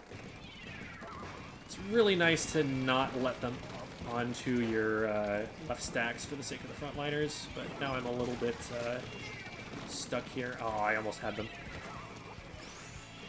Back up, see if I can keep them trying to chase me over here. Oh. Why are they after me? Your basket's open! Go do something more useful!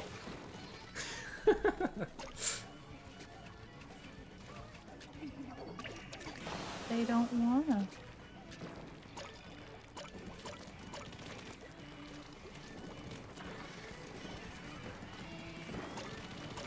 Apple is teleporting everywhere, oh my goodness.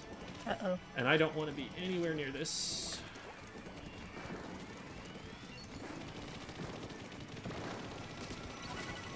Close. I'm watching the flank on the right.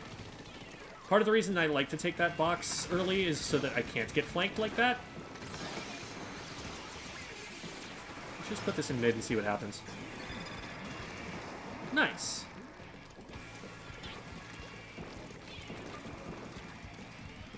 I'm gonna pretend I don't see this, but they are on the right. Oh, the black. Oh, what? I thought the bomb was long. Oops.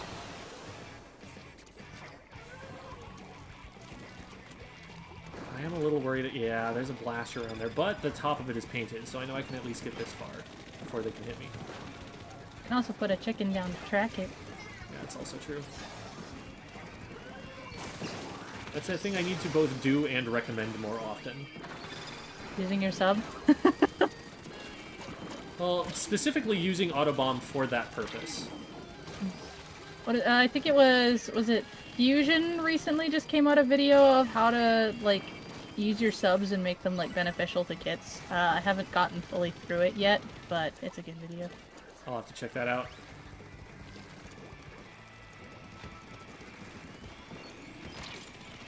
I knew they were going to get one shot off, but I knew I was also going to not get directed and be able to back up.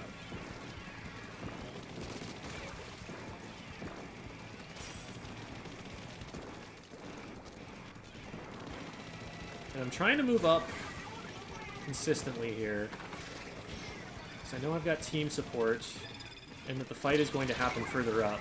Unfortunately, we left. And I did not respond to that in an effective way.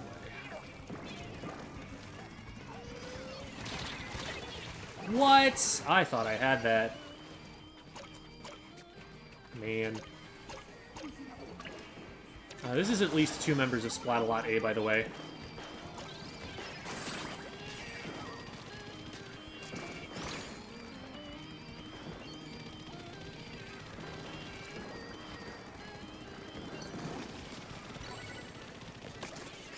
Well, okay, I've got this now. It's not the end of the world.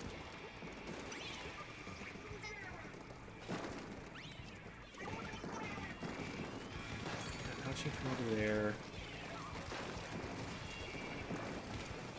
Okay.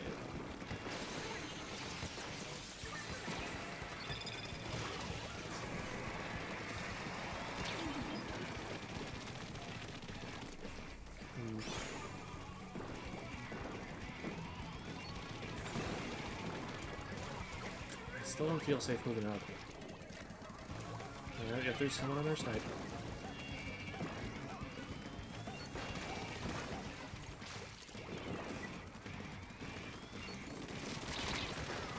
I win that one.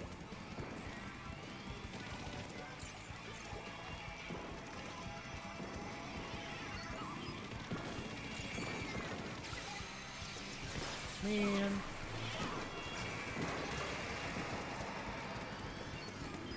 Wanna go for the top? Oh, I can't hit that. I thought I could hit that.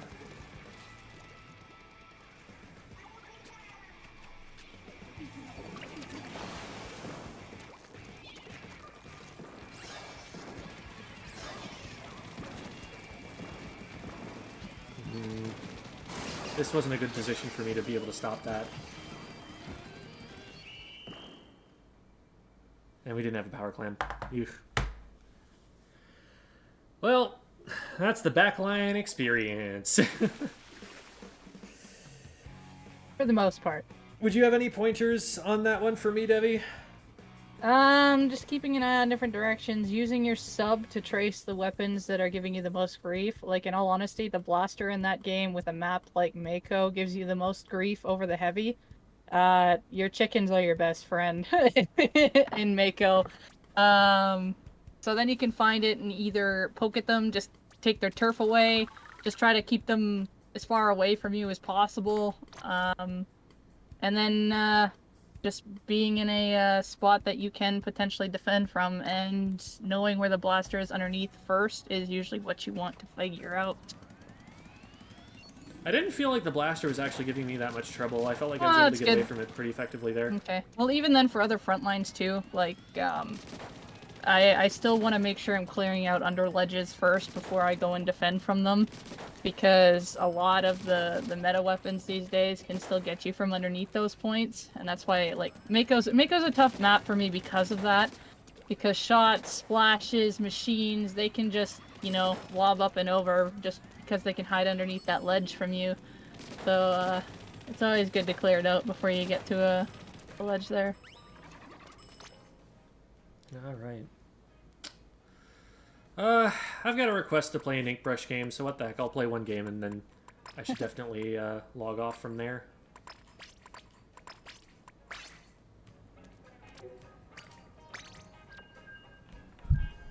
What do you think about the 5H?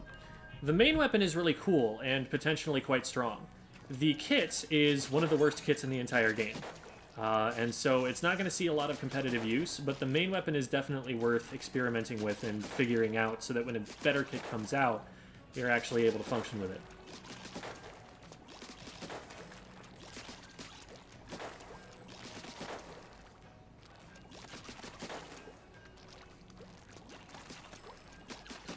My tips for getting out of B rank are summed up in a video called How to Get Out of B rank. That's about 15 minutes long. And I cannot recite that video in 15 minutes, so I recommend that you watch that instead.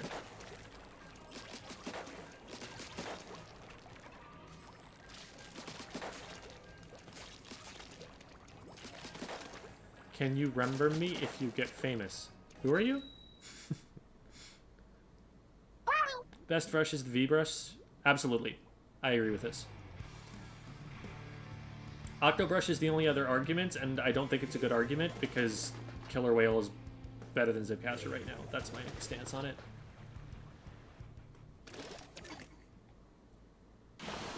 Which has more range, Snipe Rider or V-Charger? I think it's Snipe Rider. I think the Snipe Rider is, like, most comparable to the Splatter Scope. That's what I'm told by backliners, and so if I'm wrong, it's their fault.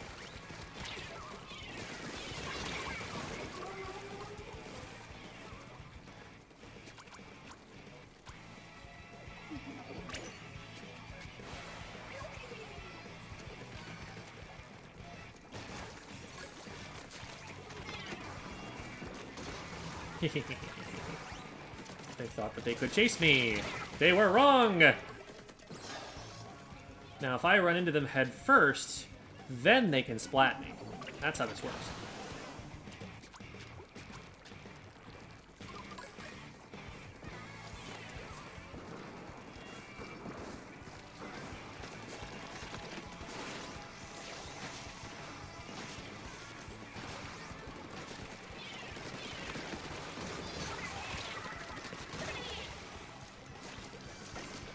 Oh.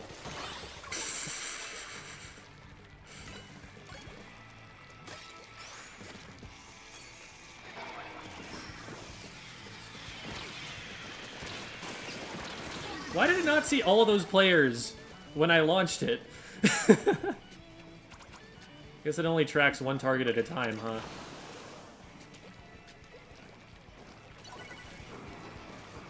I was like, wow, they're coming out of spawn slowly.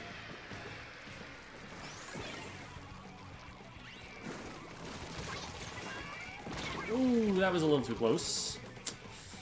Whoops. Good bomb. We'll be able to get in eventually. I have faith. Got in, but not super safely. Nice. Nice! Good job, team. They're following up really well. I'm gonna grab some clams.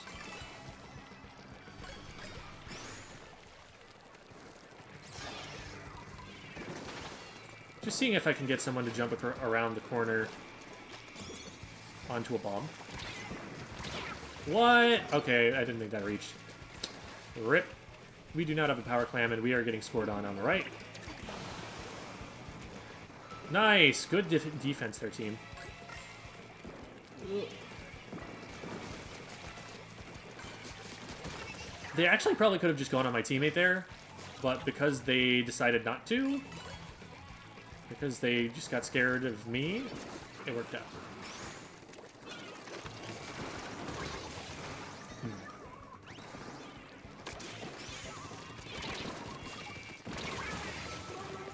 Yeah, I was worried about getting dropped on from the other side too.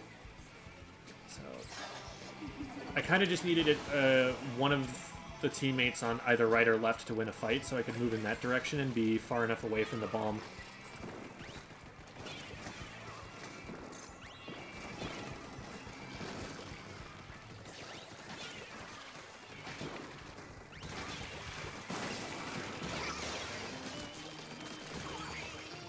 Splat bombs are great.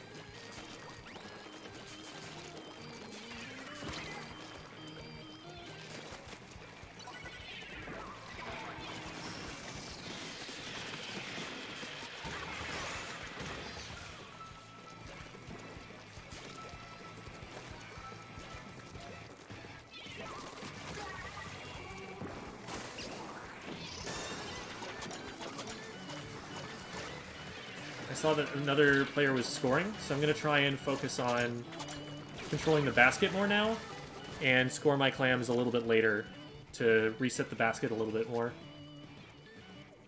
Didn't work perfectly, but we did get more clams in.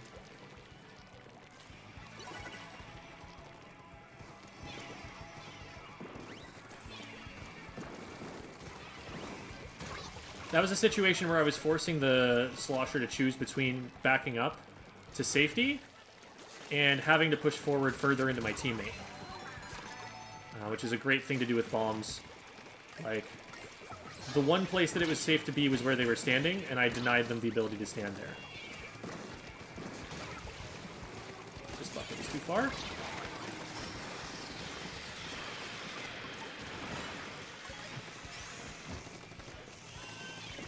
Fear me. Oh, I missed. I got juked real hard.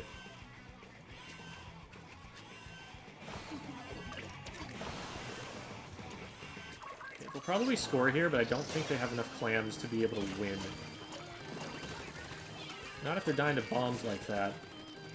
That's for sure. Now we just cut off their way into the basket, and that's game over.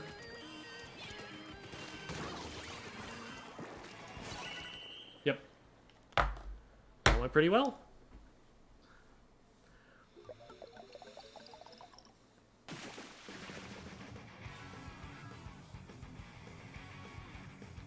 I am good at splat bombs. I will give myself that. Because my most played weapon in the series is the Tenatech Splatter Shot from Splatoon 2.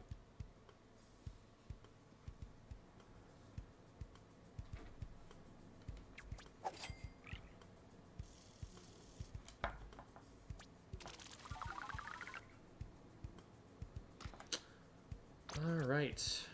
And I am Team Sweet. For the... Well, I'm not officially, because I haven't locked it in yet, but that's what I'm going to go for. Alright. Favorite emote so far? Man, it seems like it gets replaced by every new one I get, but... this is the one I'm using right now, which probably isn't my favorite. This one is hilarious. This is not my favorite, but it's neat. This one's really funny, because they just keep waving, and they never stop waving. They just keep going. He's just gonna do that until I turn my switch off. He's just gonna keep on waving at you. I love that. Victory Strut is hilarious, and I love it. This one is the most disrespectful thing I've ever seen. This one is also smug as heck. Those are the highlights there. Funny moment when I use the smug emotes. Exactly. Both of them. So thank you everybody for watching. I am Jem. I run Squid School. Here are all of the Squid School links. I do a bunch of different stuff. I have Twitter and the TikTok thing. I also have a Discord. And I make YouTuber video TV things. So yeah, check those out. Check those out. But I am going to send all of the YouTube folk off to. Well, Vapor just raided us yesterday, so let's return the favor, huh? So we're gonna go raid Vapor, and then I am going to go and eat some food and do some fun stuff. So, goodbye, friends. It has been lovely hanging out with you, and I hope that you stay warm and that all of your squidding brings you joy. The end. Goodbye.